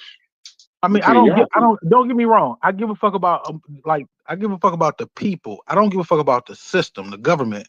Like that's the part that because I don't see, we don't have enough unification here in America with black people, and we fight against unification with like incorporating more black people. So it'd be weird to me. That's why I said like we literally have different cultures on each coast of this country. Mhm. So why I do just we think think you want America to that? be better. I don't think it's fuck America. I just think you want America to be better. Why I you do. speaking That's for what I'm that saying. man? That man said, "Fuck I do. I America." want it Let to be him better stay for right black there. people. So therefore, Nah, don't I would save him. never push against America, black people progressing in America. I actually support black progression in America. Like I said, but black people don't agree even in America on how we move forward with that black progression. Some people don't feel like they need to get involved in the government at all. I disagree with that. You know what I'm saying? So it's disagreements everywhere that we still got to have conversations about in order to be able to progress. That's one of my main reasons for wanting to repatriate, because I don't think black people want to get on the same page over here. So it's But like, you still acknowledge that those same forces exist in a different way in Africa. You still have stratified societies where people at the top have more than the people at the bottom, and there's yeah, more at people at least the bottom than there is on top, and the policies and all that yeah, stuff is slanted all towards that. one ethnic group over another. Right. Yeah, You go over I think there all of and those be things need to be looking worked on. I for think it's just easier and to be work on with fighting a more people. similar fight. I just think it's easier to do it with more people. It's over 1.2 billion black people on the continent of Africa. So, and it's only 40 million here. So I think that it's easier to motivate other black people, especially being surrounded by black people, even though, like I said, you got what I call coons and sambos everywhere in the world. You know what I mean? So it ain't no different in Africa. Some people ain't gonna be with that. Some people gonna like to be, they love being up under the colonial thumb and all of that because they benefit from it. But some people ain't gonna want to let that go. No, you said But jigaboo earlier. no, I ain't say jigaboo. I don't I'm even say just that. I I I'm say trying heard to I heard identify you this say magic jigaboo pill, earlier. right? Because I these black heard people are somebody already say living there jigaboo around black earlier. people. Jigaboo. Who said jigaboo earlier, bro? Because Somebody I said. was cracking up, I bro. don't That know was who said funny as that. hell. I That say was It's funny. that funny. my You never my hear these favorite two terms terms. unless I'm on a conscious community show. I do not hear these terms in real life unless I'm on a panel or talking to somebody that's just the wildest shit ever. Never hear it. Nobody ever says it. But I I don't know done where heard you from. I'm Sambo, from the South. I hear it all the time. Jigaboo. This shit crazy. Oh, But no, jigaboo. I don't know nothing about that. I don't know that's nothing a about no wild ass. jigaboo. That's a wild time to call somebody motherfucking jigaboo. Lord. But go ahead. I guess we're all used to it at this point. Can I throw a question out real quick? It's a Got a question. scientifically literate statement. Yeah, scientifically literate. I'm just Um, saying, Go was ahead. there ever a point where we believe or we think that Pan-Africanism was fully defined? Yes, in the beginning. Yeah, in the beginning. I think it was I think the definition that we heard earlier when they first started when they matter of fact, first off, peace to you, Mujasa. I like to at least Peace, greet you bro. first. Good afternoon. Yeah. We came up with the actual definition. That's why I was getting a little triggered earlier. And thanks to RP for that topic. It was very clear. Y'all go ahead, and when I find it, I'll just cut somebody off. Okay, so when Yeah, and I've Brad, said this it. ain't a question for Brass, but this is for everybody. Because I'm sorry, I'm late for the conversation, just getting off of work. Here it is. I got it. I got it. Okay, go ahead. It says Pan Africanism is the political, cultural, and social philosophy that all people of African descent on the continent and in the diaspora share a common history and destiny, and therefore should unite in pursuit of freedom, dignity, and self determination. Let me just give you the key points. The unity. Africans everywhere are one people despite colonial borders or slavery scattering. The liberation, originally focused on ending slavery, colonialism, and racism. Solidarity, cooperations across nations and across the diaspora, Africa, Americas, Caribbean, Europe, and the self determination. Control of African resources, culture, and political future by Africans themselves 100%. Okay, and where does do you know where that one's grounded from? Where that definition Uh, comes from? I'll go get it from you. I asked for a sourced one so we can get it. Okay, The because I definition you believe pull up the will re be pretty much similar to the same thing you just read. right. The reason why I ask is because I believe from the terminology that I'm hearing from what you read, Brother Brass, that's the 1974 Sixth Pan African Conference definition. Okay. Okay. So, and I'm not, don't quote me on that. I believe, if I remember correct, that's that definition. There were 7 different conferences before that, starting in 1900. Okay. Henry Sylvester Williams was the first one in 1900 with this Pan-African Association to pull people together under a conference. Everything sequentially after that was a Congress. With each consecutive Congress that they had, 1919, 1921, 1923, I don't remember the other two after that. I think it was like 27, 28, or 45. They were trying to define what Pan-Africanism is, how it looks, who's involved, what it look what it manifested into, the pragmatic reality of it, and if there was an economic reality to it. And most of the first few congresses that they had, Pan-African congresses, was in Europe. It wasn't even in the States, it wasn't even in the Caribbeans, it was in Europe. And the first 5 get-togethers that folks was coming together associated with Africa, but there was very few diplomats that came from Africa. Because the original foundation, from what my research has taught me, is that the theoretical concept of Pan-Africanism had everything to do with reuniting African diasporas together under this banner, coming from the islands to the States. Because Henry Williams was going back and forth between the States and Trinidad and Caribbeans and different spots and Europe. And so his grounding understanding and a few people that influenced him was that the Africans that experienced enslavement was the ones to lead this campaign and banner of Pan-Africanism. We talked about this about 3 or 4 months ago. And so we have to look at what they were trying to develop and trying to figure out, because there was never fully a defined, this is Pan-Africanism that came out. And you had different people that walked away with like, well, I believe I got a good concept of what Pan-Africanism is, only to be challenged by somebody else because there was never really a consensus on it.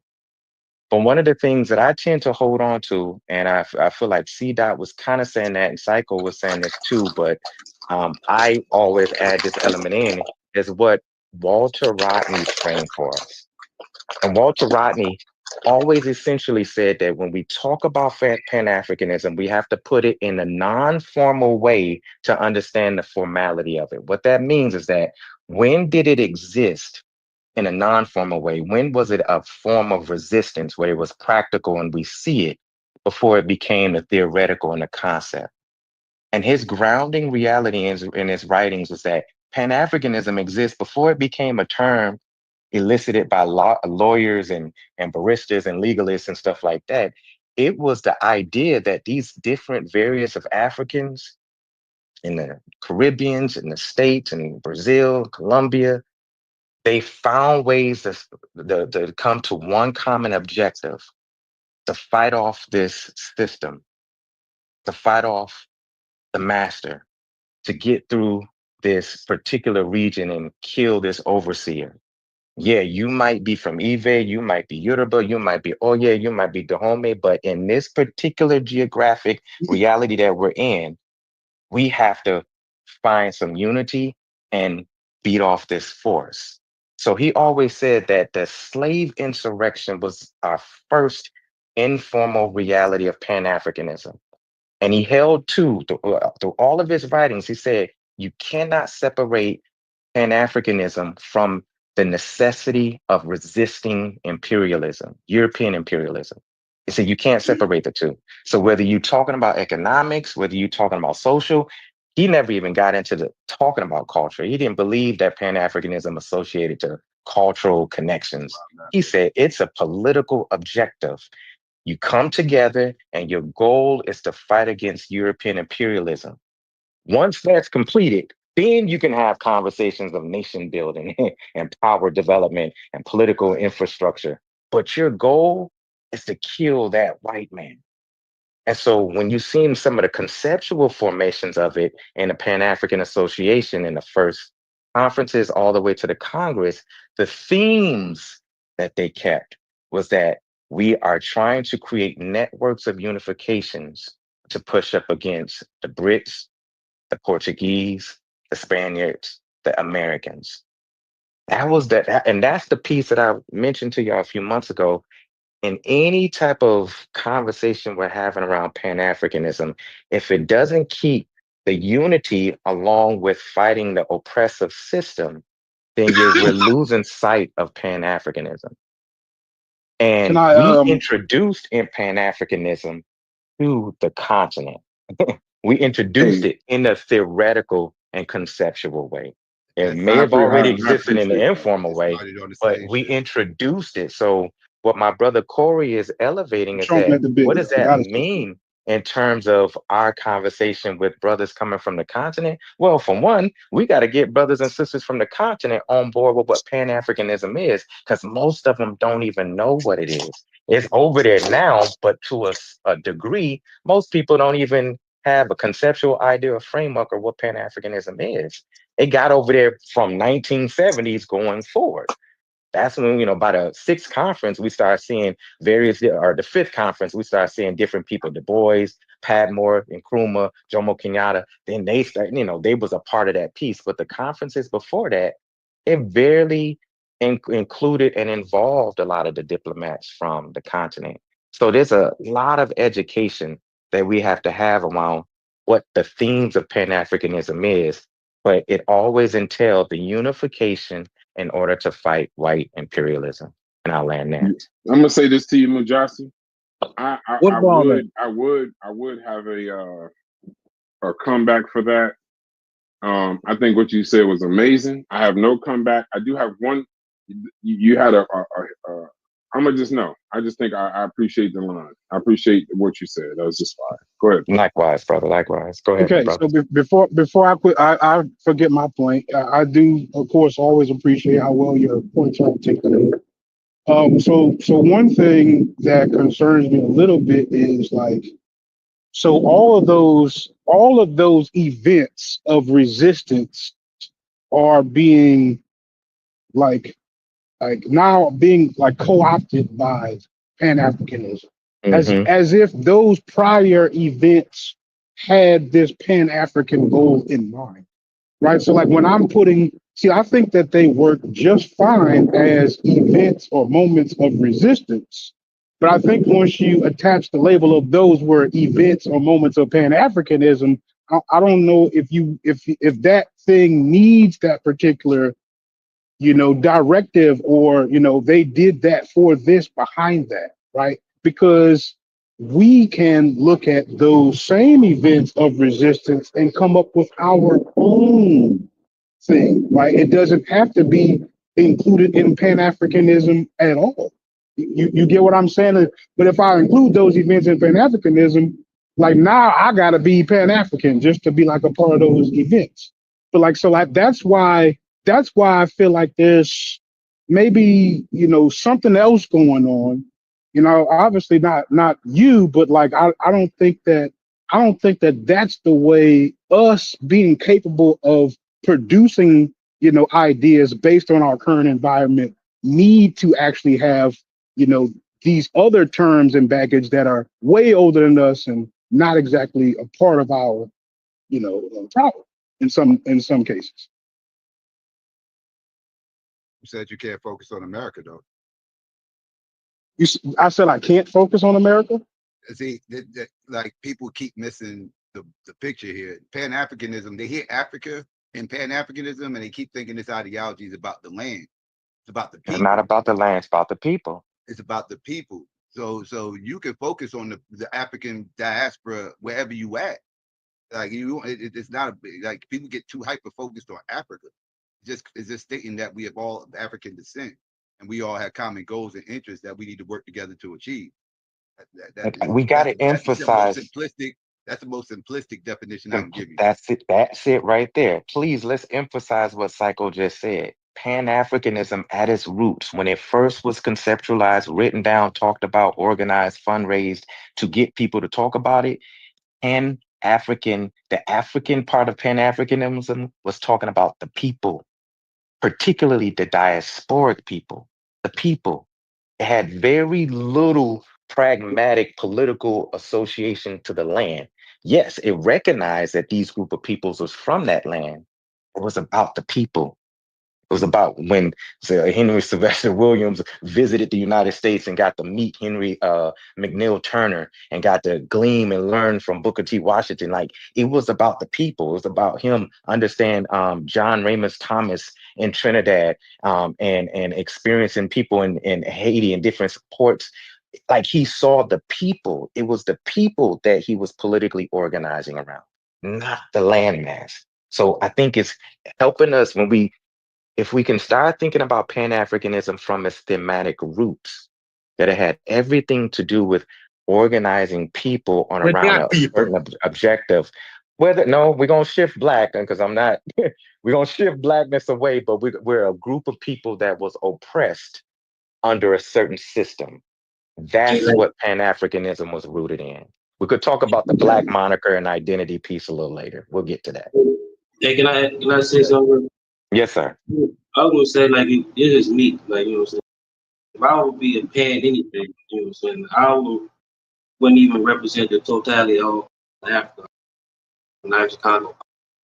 Majority of the diaspora come from Niger Congo speaking populations, like them kind of like, you know what I'm saying, them kind of only Africans, you know, that we identify with for real. Like I deal with them Africans first. If anything, you know what I'm saying, the majority, you know, so we even the heartbeat of the continent. Yeah, much respect. I hear you on that one. Like, we can't go back and change why they chose Africa at that time, but I agree with you. It's, as we define it a little bit more. If I wanted to start something new of my own, you know what I'm saying? Yes, sir. I would slow Niger Congo, Niger Cadofian populations. That's that's who that's the Africans we come from, nation, language we spoke, and even the creolization of the diaspora. We all come from places. You know what I'm saying? Even like you know what I'm saying? Even if I wasn't African American, which I'm partially African American, and I'm partially Afro Cubano. Even if I was just fully Cuban, that would be the African or Afro representation that my lineage come from, Niger Congo people. Even my woman is Afro Colombian. Them the type of Africans, you know what I'm saying? Afro Niger Congo population. You know what I'm saying? Absolutely. Absolutely. I'm trying to make an observation, right? If I oversimplify a lot of what y'all are saying, C dot, psycho, some degree what you're saying, Johnson, not a lot less of these things, but like that sounds like the BRICS organization, right? Where they would be trying to develop relationships to where they can figure out a way to build their economies despite of all the Western influences around. Like, is that like the short version of what the ideal Pan-African running full speed look like? Networking is huge, and I would say networking is one of the main factors. Like, that's the whole purpose of identifying as the diaspora, with the diaspora and connecting. So for networking purposes, right? Mainly, not outside of like relocating. Like, it has more to do with networking and building these bonds and finding people that you could do business with, wherever, like, because if you build businesses here, you need trade, right? You need to be able to trade and capital. You need resources. These resources could be right there in Africa or Haiti or Jamaica, wherever, right? And these networks can help. It's always good to have networks outside of FWAs in this country, right? Because we depended on these FWAs and these Asians and these Arabs and everything else to build up all our capital. When we can try to build up capital with people throughout the diaspora, we ain't got to live there, but we could get the networks going up. No, I feel you, right? But the whole point, the whole driving force behind the network, right, would be to undermine or to eventually like overcome the influence of Western power. Like, that would be the whole need for a network at all, right? Yes. Yes. Okay. I think we've at least arrived, right? So so this ultimately ends up in like how do we overcome Western influence? And so when I'm thinking of that, like when you like it, from what I could tell, like the closer you actually get to doing that, like the more difficult it actually becomes. So as we were saying, in one scenario, you could be a business owner and just do business, in Africa, and not have to, like, you, of course, you're still paying taxes to America, right? Like in whatever particular, taxes or whatever else they have to put on, your product or that country, blah blah. Like you still paying it. So like you really, by actually doing the business, you don't undermine it at all. You just operate within it. As far as I'm confused about what you're saying, like as far as like, Well, in other words, you operate in it, but at a higher level. That's what you do if you were you talking like capitalism, incorporated. like still you talking Yeah. still like partaking in capitalism. Yeah. I mean, unless you're getting around the paying taxes part. If you if you cool with the paying the taxes, like you're actually not circumventing this Western influence. You're using the money that you're getting from the jobs of Western influence. Taxes is global, right? Like I don't care what you're doing, you're gonna pay taxes. That's what these tariffs is all about, right? And Donald Trump hitting all these other countries up with tariffs. What logic is saying is as long as we're paying them to the United States, I guess what you're saying logic is we would never get completely past any sort of I'm trying to get him the answer, because I think that there is a scenario when they get around it, right? And maybe I could just hear Mujasa, if you agree or disagree that ultimately you would be trying to get around it. I don't actually see how that, I guess without being in America and like participating in BRICS, I don't know how that actually happens. Right? Like it's it's Pan-Africanism today. Go ahead. I'm sorry, Psycho. No, I just understood. I think what he was trying to say. You trying to say if we join BRICS, you saying? Yeah. Like I'm saying, like it. I'm kind of comparing it to that, right? As in a network of like people, businesses, economies. They're literally doing that in order to undermine America, right? So like I'm kind of comparing it to that, because I asked earlier if that's what it looks like running at full speed. I didn't get no pushback. They still get taxed. Okay, you talking about BRICS are still getting taxed? Yeah. Okay. Get taxed. So so taxes, if you're talking about, like, you can't avoid taxes. Every country is going to enforce tariffs to a certain degree. Okay. So you're gonna have to deal with that regardless. Right. So, but they're still together. The whole reason of them even doing that is to get as far away as they can, and eventually completely become from under. Right. That's the whole idea. But no. They pay taxes now, but the whole idea is to never pay taxes. Well, at least to America. Some logic that wouldn't be universal. I guarantee everyone on this panel who's a pro Pan-African is going to tell you that that's not a universal concept, though, bro. I'm asking a good one right here. Psycho say like he eventually get completely away from it. He's saying that. I would say that's the end game, but I mean that's a long process again. Definitely a long process. So not our generation, not next generation, probably not even maybe one or two, but eventually like Africa or somewhere else. Would everybody on here who's a pro Pan-African agree that would be the objective, though? Because if that was the objective, I wanted to get an objective and then hear from Mujasi. That's what I wanted to do. I gotta pay the bills. 2 seconds. Okay. Hold on. Oh, Brad's just trying to say something, guys. Yeah. Psycho, real quick. I'm trying because I gotta do my moderating job. For those that's in the chat, and we'll go right back to you, Psycho. For those that's in the chat, we are live right now. Y'all complain about the replays, but we are live right now. If you get in the Discord right now, for the low price of $3.99, you will literally be able to participate in this conversation on YouTube versus complain when you get to see this show later. We are live right now.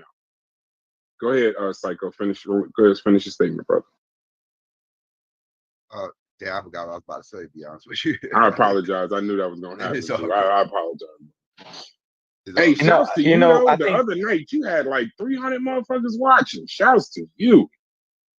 Shouts to you. I forgot what the conversation was, but that shit brought. I don't know what you was talking about, but it had to been good because you had about 300 people in there. So shouts to you once again. I forgot what I was talking about last show. I forgot.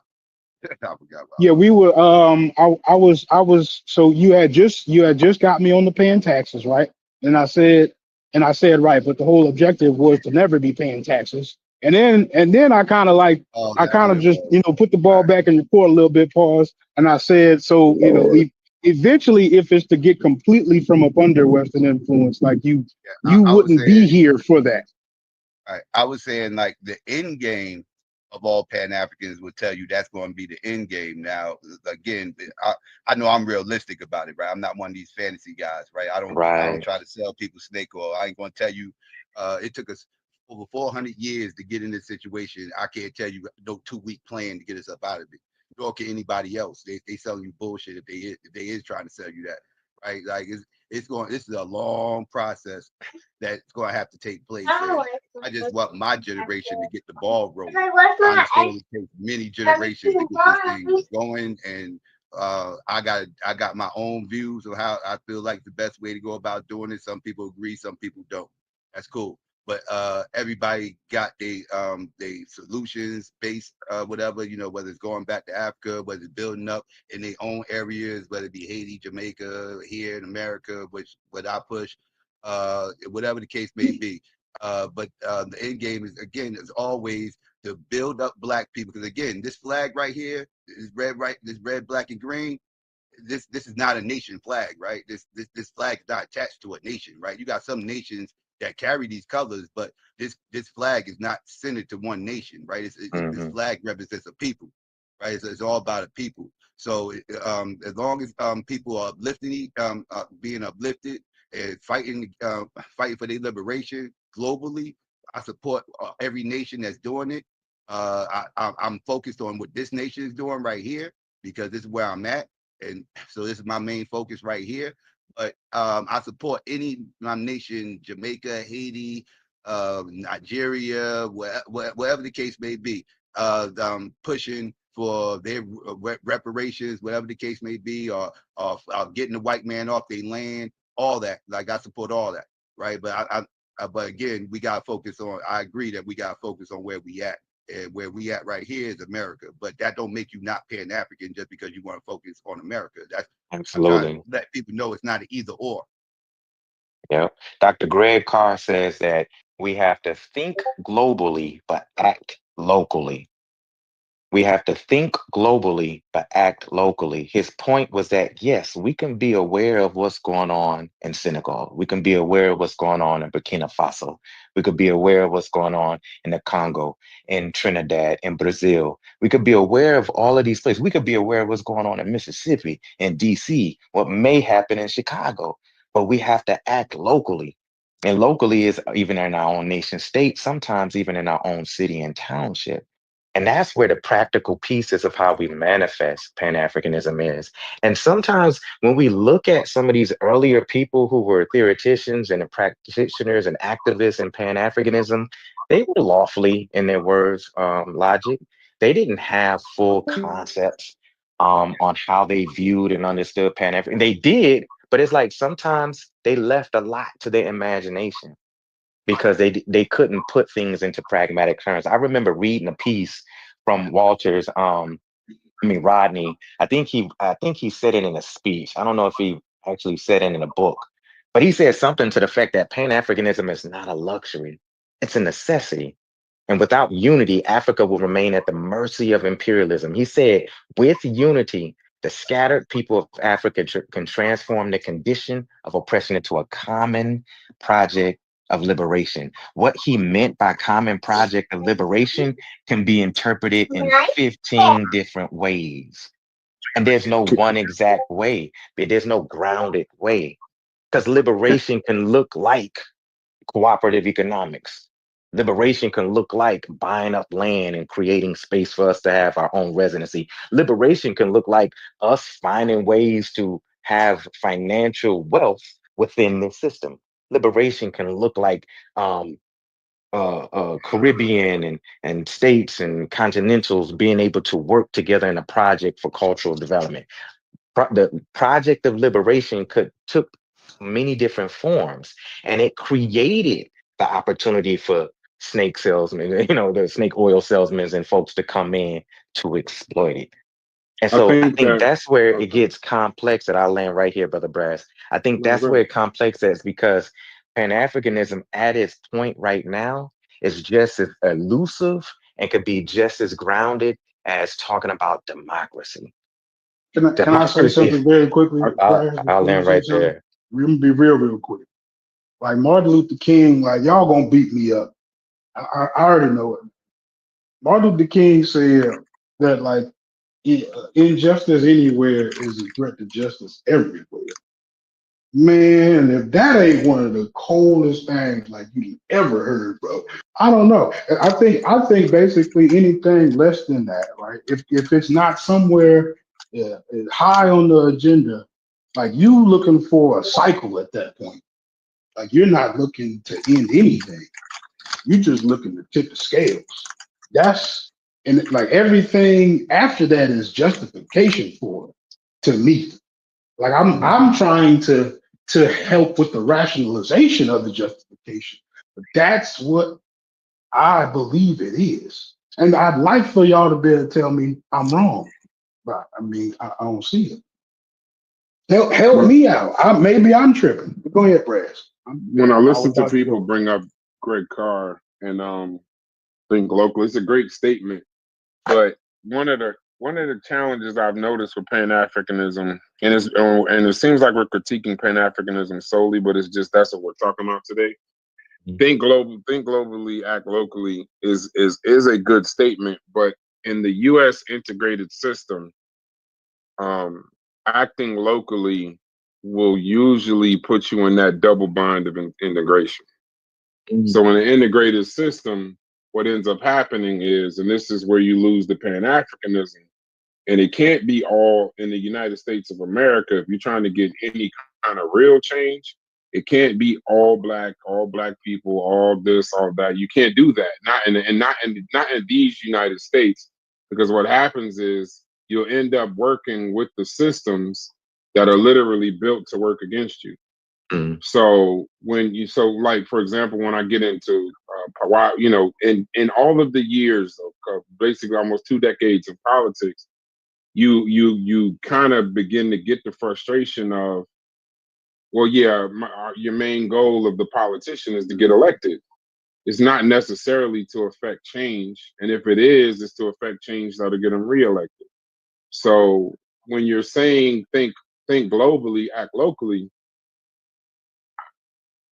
then it kind of like a contradiction when I hear it has to be everything black, because in this integrated system, I don't think that that's realistic. That's just my opinion. I think there's ways that there are certain bills that you can put forward. You can, when I think think globally, think locally, I mean, go fight for the mayor that you want. Go fight for the police chief that you want. Go fight for the school district. I mean, the superintendent that you want, and then work with those guys directly in situations to help black people. But just understand that is that system. Even if you get the mayor you want, right now I'm pissed off because with the mayor elect and the governor elect that we have, that's the popular people that are going in for those offices. We help them get elected, but they're not going to be able to really do a lot specifically for us underneath this banner, because then the question of funding. So I agree with think globally, act locally. But just remember, if you're trying to do this, act locally just in a colloquial black sense, and try to do it without the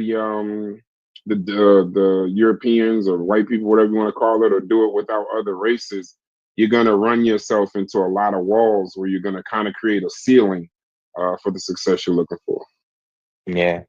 The reason there's a piece of me that I agree with you to there's elements that I agree with you on, because when I look at the history of the first conference and the consecutive congresses afterwards, they were doing it, well, I would say the intellectuals of that time were designing and convening pan-African concessions within European settings.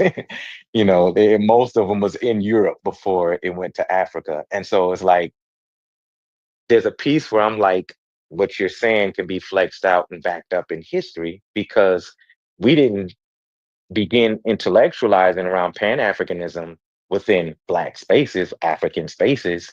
We didn't do it in diasporic spaces. Some of it was funded by Europeans. So I think there's some pieces in that I do find in accordance with you. Go ahead, Brother Cycle. I'm sorry, I didn't mean to cut you off. No, you good. No, I was gonna say that's when you gotta think outside the box, right? Because you do have to work within the system to a certain degree, right? Because this is the system that we under, unless you're just talking about anarchy and just flipping everything over upside down, which you're not ready to do any of that. So we have to figure out ways to work within the system to make it work for us, right? Me myself, I'm not opposed to making money off of white people, right? I'm not into putting money into white people's pockets, but I'm not opposed to making money off of white people. I always say that Black people need to turn around and do the same thing that every other demographic does to us in our communities. We need to sit up here and find out how to make the best surfing board on the planet, take our asses to every beach around the country and sell these white boys every surfboard, every little I don't know, whatever they into. Because since some Black people walk through the suburbs to see what the white kids is into nowadays, and whatever they into, figure out how to make the best thing of it. We ain't gotta sell it to our kids. I don't want to brainwash them with all this crackadosis, but we definitely can make a whole lot of money off of them. That's what the Asians do. Asians send they go riding through our community, see what it is that we into. Next thing you know, they making calls to China, they bootlegging it, and then they shipping it out here and they selling it to us for half off. Right, and we making a whole bag off of us, right? That's what all these communities do. They make bags off of us, right? That's how come the black dollar don't circulate, because everybody figured out how to make money off of us. We haven't figured out how to make money off of them, right? So I'm not opposed to making money off any Asians. What about with Psycho? I'm cool. I keep hearing you say off, but what about with? You keep saying off. What about with? What do you mean? You keep saying make money off of them. I'm saying, what about making money with them? I support hiring Black people myself.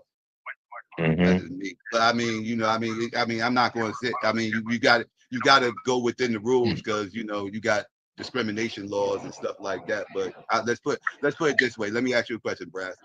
If you got let's say you got a Nigerian applying for a job, right? You're the boss, right? You got one job opening that you're trying to fill. You got a Nigerian applying for a job and a German applying for a job. They both got equal qualifications, right? Both graduate from the same school, same year, everything, right? So now they both applying for your job, equal qualifications, just like I said. Which one are you going to hire? I'm gonna hire whoever's Black, whoever's the closest to Black. If all things being equal, if it's not a question of one is bad or one is whatever, I'm gonna hire somebody that's Black, because in this particular system, that's what they do. Yeah. You know what, Brad? Congratulations. You're a Pan-African. I'll talk to y'all later. I gotta get ready to go. No question. Hey, I consider myself. Hey, I consider us whatever I practice is pan not Chicagoism. You know what I'm saying? That's fine. If it was a Nigerian between, I'm gonna pick the Nigerian over the Ethiopian. Right? No question. You crazy? Yeah, I was about to agree with that. I don't know about that one, but hold on. That's what I'm saying. Like, I'm gonna try. Just saying if the qualifications was equal, but I've always been a person that, me hiring unqualified people, just because even white people, I think C. Dot left, but That's that whole statement that Hope Bryant was talking about.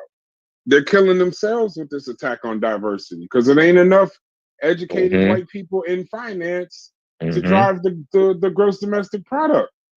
So unless they plan on just pumping out all of these white people that's going to be working on the GDP, they better get to some diversity and allow everybody that's qualified to help keep America where it's supposed to be. So, but that's neither here nor there. But Reggie, brother Reggie, just came in here. Yeah, that's What's what I going on, Okay. said. brother Reggie? Can I make one last statement before I log off? I No, got to go jump ahead, off in a bro. second. Yeah, I Yeah, got to get yeah. out of here too. Okay. And I appreciate that piece that you said about the difficulty of, what Dr. Carr deposits for us because it is. And I'm the first to tell you, like, as a person who subscribed to Pan-Africanism and practices in the work that I do, it's difficult. It's complicated. It's confusing. It requires a lot of understanding, compassion, research. It requires some investigation and sometimes reevaluation of my previous conceived thoughts about Pan-Africanism. Hmm. And when I look at what Dr. Carr says, and I'll close with this, it the way I manifest that and understand that is that I look at the dynamic, the demographics of the Twin Cities here. We got Somalis here. We got Liberians. I want to say we have the highest concentration of Liberians in the nation. We got Nigerians here, particularly Yorubas and Igbos. Um, we have people from Sierra, my brothers from and sisters from Sierra Leone. We got a strong Ethiopian cadre, and I think we got a Professor Mbe. I think he got a good family of people from Tanzania too. A few brothers and sisters from Tanzania, and so one of the things that I made the assumption with is that, oh, they're here, they're all Pan-African, and this is like 20 years ago, and they all understand it. And I found out that none of them had any concept of what it means to be a Pan-Africanism. And that was my ignorance at that time. And so as I got a little better at understanding what this is and really started going to the source of how this thing was created, I realized that Somalis, Sierra Leone's, Nigerians, and a lot of them, they had to become Black.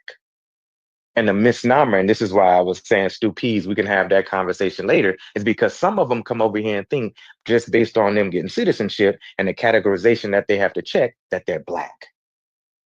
And one of the things that I had to introduce with some of my mentors and people who taught me is that no, the political framework that we're trying to orientate you to in Blackness helps you to understand what Pan-Africanism is.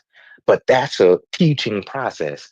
But before I can get you there, I need to understand what happened to Somalia to where y'all start showing up in 1994 and 95. I need to know what happened in Liberia during that civil war to where we end up creating a whole city for a lot of the Liberian refugees. I needed to understand how are some of the middle class of Tanzanians coming in here out of my Nigerian brothers. What road are they? What red carpet is being rolled out? What's the dynamics of that's happening in Africa that's causing this transplant of continentals coming here? That's thinking globally, understanding the geopolitical reality of that, understanding what's happening economically. What is the relationship between the US and these continents? How are they been set up to be the new Black minorities here in Minnesota? And then from that position, I can act locally. Then we can make moves to understand how you understand my social historical reality and how I understand yours. How do we have some alignment politically and what we don't have alignment in politically? What's our common bond in order to push against the whiteness of Minnesota? Minnesota is the Mississippi of the North. So it requires a deep congenial relationship between these Africans that a lot of them don't come here with. They have no idea with. A lot of Liberians would tell you to this day, before they got on the ship, they was told, don't get around those niggas when you get to Minneapolis. Stay away from the niggas. I And knew they you. I knew they you was were trying, Somalian, right. yo. Yeah, yeah, Somalis was told the same thing. And so there's an educational piece that has to happen, that requires us to think globally. And then when we get to now start pushing up against the Board of Education so that our brothers and sisters, our Muslim brothers can have space to pray in the schools that the schools didn't want to allow them at first, that's a local action. To be able to get support that's happening on police chief for us for them to have some representation when their police are now beating on them, that's a local action. These are things that we start to organize locally where we start to see, oh, our Black objective is to push up against the white system. That's how they become politically Black. But for me personally, I don't give them Blackness just because on paper they have to check Black African American to get that loan, to get that award, or get that application done. I don't give them that Blackness. No, no. Political Blackness is a training. That's a whole reorientation to the framework of how you see yourself in America. But you're not just Black. You're Somali. You're Nigerian. You're Tanzanian. You're this and that, but you're not Black. But when we start having more conversations about what this African conversation and networking looks like, then we're moving into more of a Pan-African conversation where we can act locally, not land there. Boy, I knew you from Minnesota, boy. You said Somali's out there wild, boy. Yeah, they cool, man. They cool. They my peoples, but they struggle sometimes. They struggle. That's Somali homeless, boy. They some street dudes. Real, they wild out there. We actually got a little bit of both. Some of them, because of the situation they come from, they in the streets, and others are very corporate, very business oriented.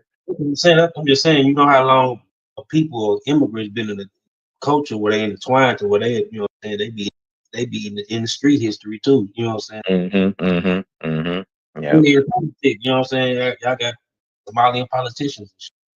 We do. One of them running for mayor in Minneapolis right now, and catching a whole lot of white, like being exposed to white supremacy.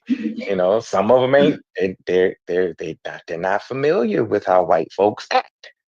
And so, like, one of them run for office. We had a police officer, I want to say 9 years ago, accidentally killed a white woman who was approaching the police car. It was a Somali brother who was a police officer. He killed the white woman, and he was persecuted. And that was the first time, Somalis got politicized. He got 15 years. Yeah, about 15 years ago. Yeah, I knew it was some time ago. He And got 15 years. He got 15 years, exactly. That was the first time. This is me saying on record. Now, I could be wrong because I don't know every Somali in the Twin Cities. But I feel like on a global, on a local level, and a mass level of understanding, I feel like that's the first time Somalis ran into a national incident where they realize how whiteness views them in a spectrum of race. Because I think they've had the carpet rolled out for them for so long that when one of them get into an incident where there was just cause for what happened, they found out, oh, white people actually think of us not as this. Yeah, I heard an incident where a Somalian, I don't know if he was a Somalian dude, he was like a gang member. He killed the African American police officer. Here in Minnesota? Yeah. Yeah, I'm not familiar with that situation. It could have happened. I'm not familiar with it.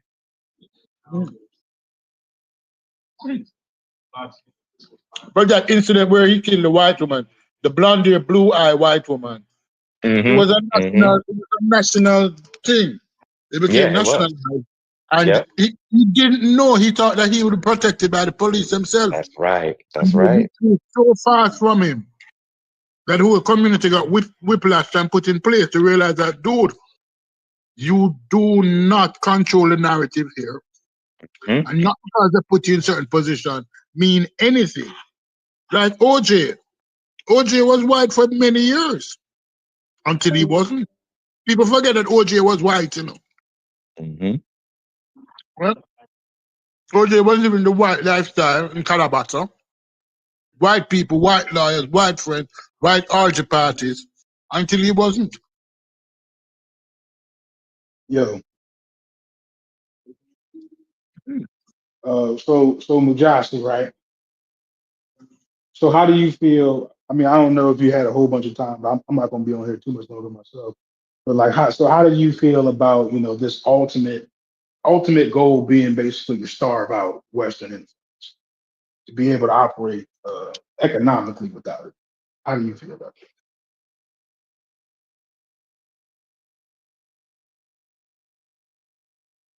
Hello, did my shit go out? No.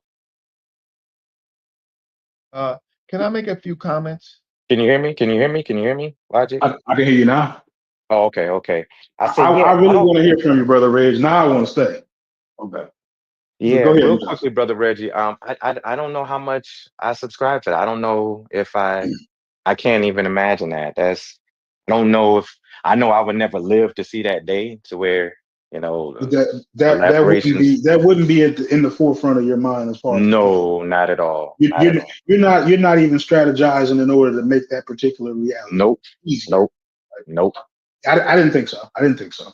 I didn't think so. I think a lot of people in those meetings that you were talking to me about are. I believe so. Mm. And the funny thing is, it's happening right there, and you don't see that. I'm being a little like I'm overshooting. I don't know what's happening, but if I'm hearing it correctly, I think a lot of people have a lot of undertone in there. And then once you kind of get a little further, you got to start asking, okay, how are we going to do that? Now, this is just a fair question, but go ahead, brother Reg, unless you want to say something. Yeah, I'm I'm not good. going to be. I am not going to be long. So No, I was. floor is yours.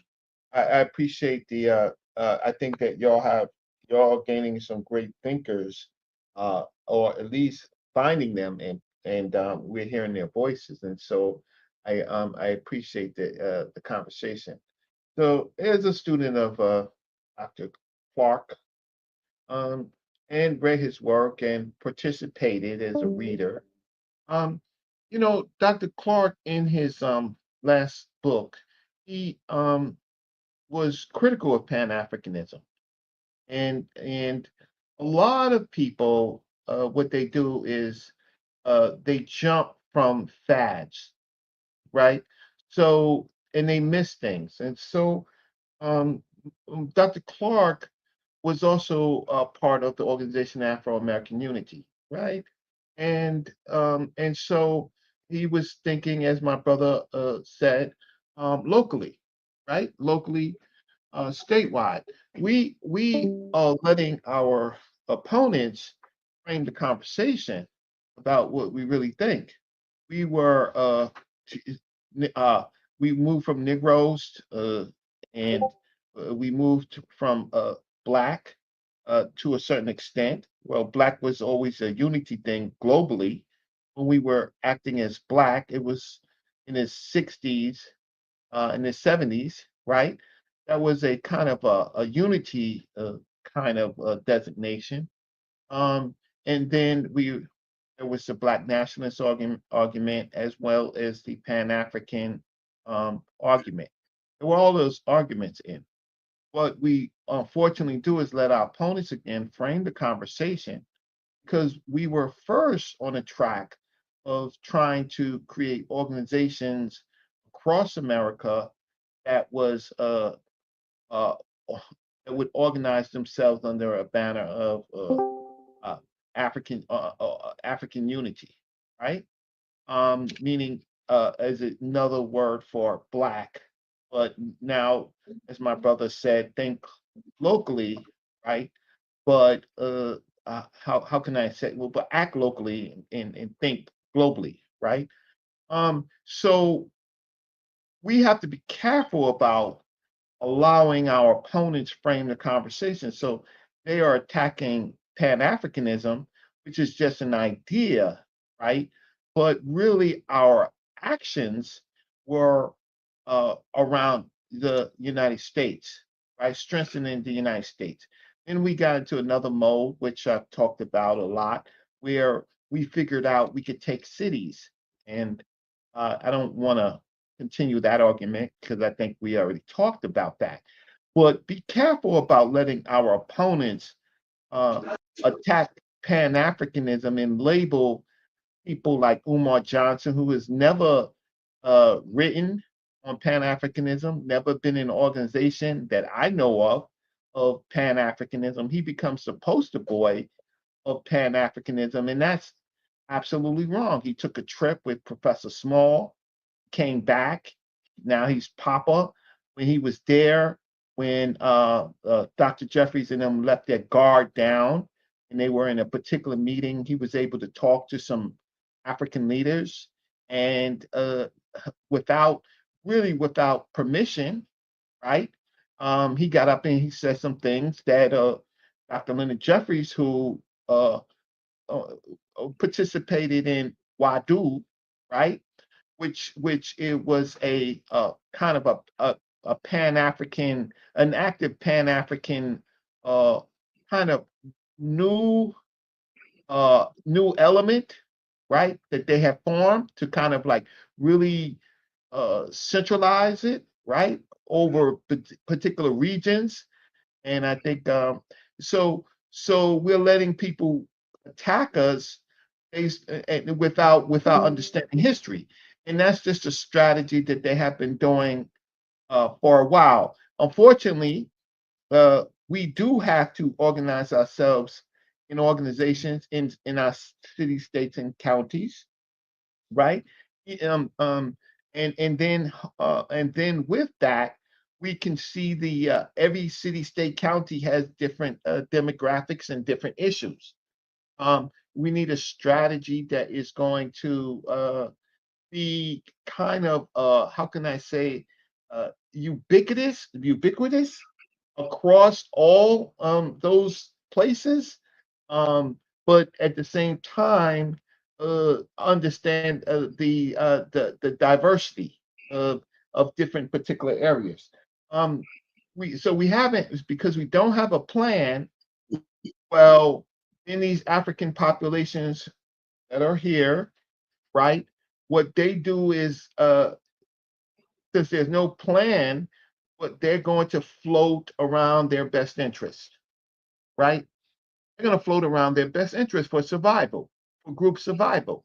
So we have to do I'd like to be understand, able to. huh? Go ahead. I'd like to be able to, talk with you. Go ahead. Go ahead. Finish what you're saying. No. Every time there's a pause, then I'll let you. If it's acceptable.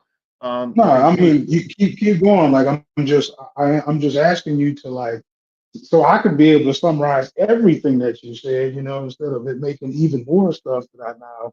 I'm trying to be able to talk with you about what you're saying. Go ahead. right. So that's why I stopped, because if there's a point where if there's Okay. somebody Okay. that has a particular point, Right. I'll Right. stop. So right, you were saying that people are attacking y'all, Pan Africans, without knowing the history.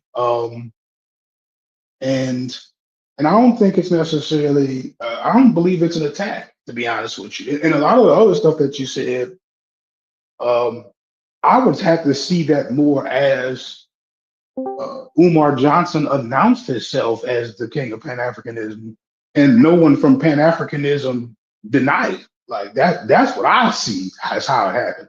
Like nobody came up and was like, "Nah, what he doing is wrong. He off the chain." Nobody did that, as far as I know, other than And, like I admit, maybe people somewhat saying it around this neighborhood, but not like getting on the big horn, being like, "This is not Pan Africanism." I ain't seen that.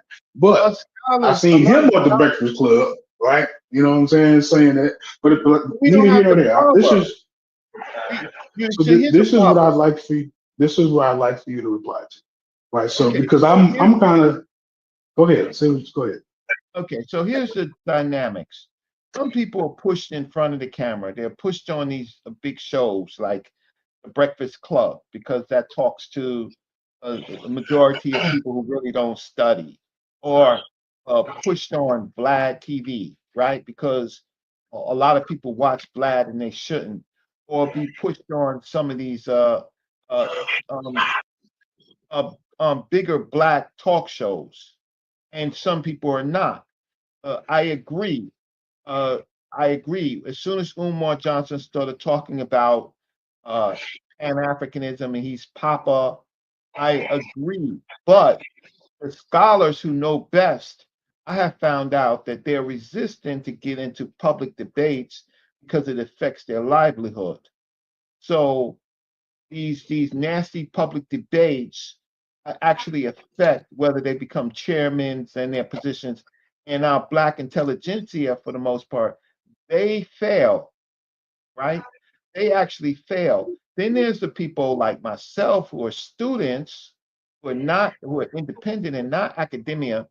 I don't get the support from my people when I make criticisms, but yet my criticisms or become become the record that I do criticize. So I have said just now, you want to. Well, Umar Johnson is not a Pan Africanist. Umar Johnson went to a few countries in Africa for his. Actually, I don't want to fight you on that. I agree. I don't think that he's certainly not the Pan African that you're familiar with. I'm not disagreeing with. Right. I like to be honest. Like whatever, however you separate what real Pan Africanism from him, I just agree. Right. So like here's a larger point. I guess maybe I wanted you to say more about the other stuff I was saying. There is no. So like Pan let me give you a quick analogy. Say you have this is the best way I could think of to do it. Just follow me for a second. Say you have a guy who wants to approach this lady, right? And the guy thinks to himself, I need to lose weight before I approach this lady, right? So he goes, loses the weight, finally gets the courage to approach the lady. He approached the lady, and the lady says, I like fat guys, right? So he doesn't get what he wants. So he actually, this is why it fits, right? Because if it's not about starving out America, I know, follow me what I'm saying here, then this whole middle trip here just needs to be something completely different, right? Like you assume that this connection like possibly leads to starving out America, right? But you don't.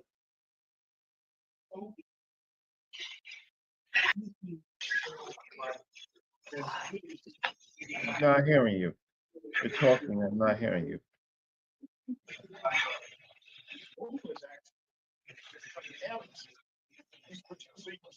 Is everybody else hearing him? Because I'm not hearing him.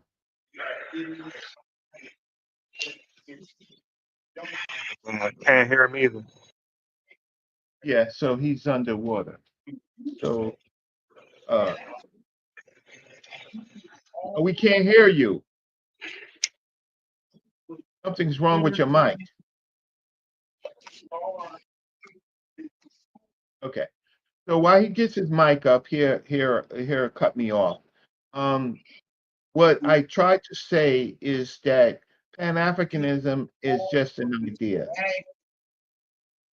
right? And so it's not really a construct. It's a forewant that we want. In the meantime, local areas, like for example, in America, when I mean America is a place of Black people. Africa, different regions in Africa, that's separate. That's their own local efforts. Our what we have allowed, unfortunately, is people to choose who are not part of these movements to choose these labels. And in Pan-Africanism itself is complicated because there is a socialist part of it, and there is a communist part of it, and that's not a fit for. And then it's regional. So a lot of people are confused, and so they pick up Pan-African and they attack Pan-Africanism because it's a want, but it's not structured. And I think that Dr. John Henry Clark talked about that. So again, what we're doing is allowing people to pick these terms and pick people who are leaders to attack our movements, and the people that should be projected, like my brother that was just talking, Mukasi, and other people, students, right? Well-read students, they're not projected, and that's purposeful. So hopefully they have channels like this as it grows to be able to project the thought. Reggie, Stupid here. Would you agree that charlatans oftentimes rise to the top of some organization? All the time. Well, what Dr. Umar did was he was a charlatan who pronounced himself leader. We have seen similar things in religious organizations.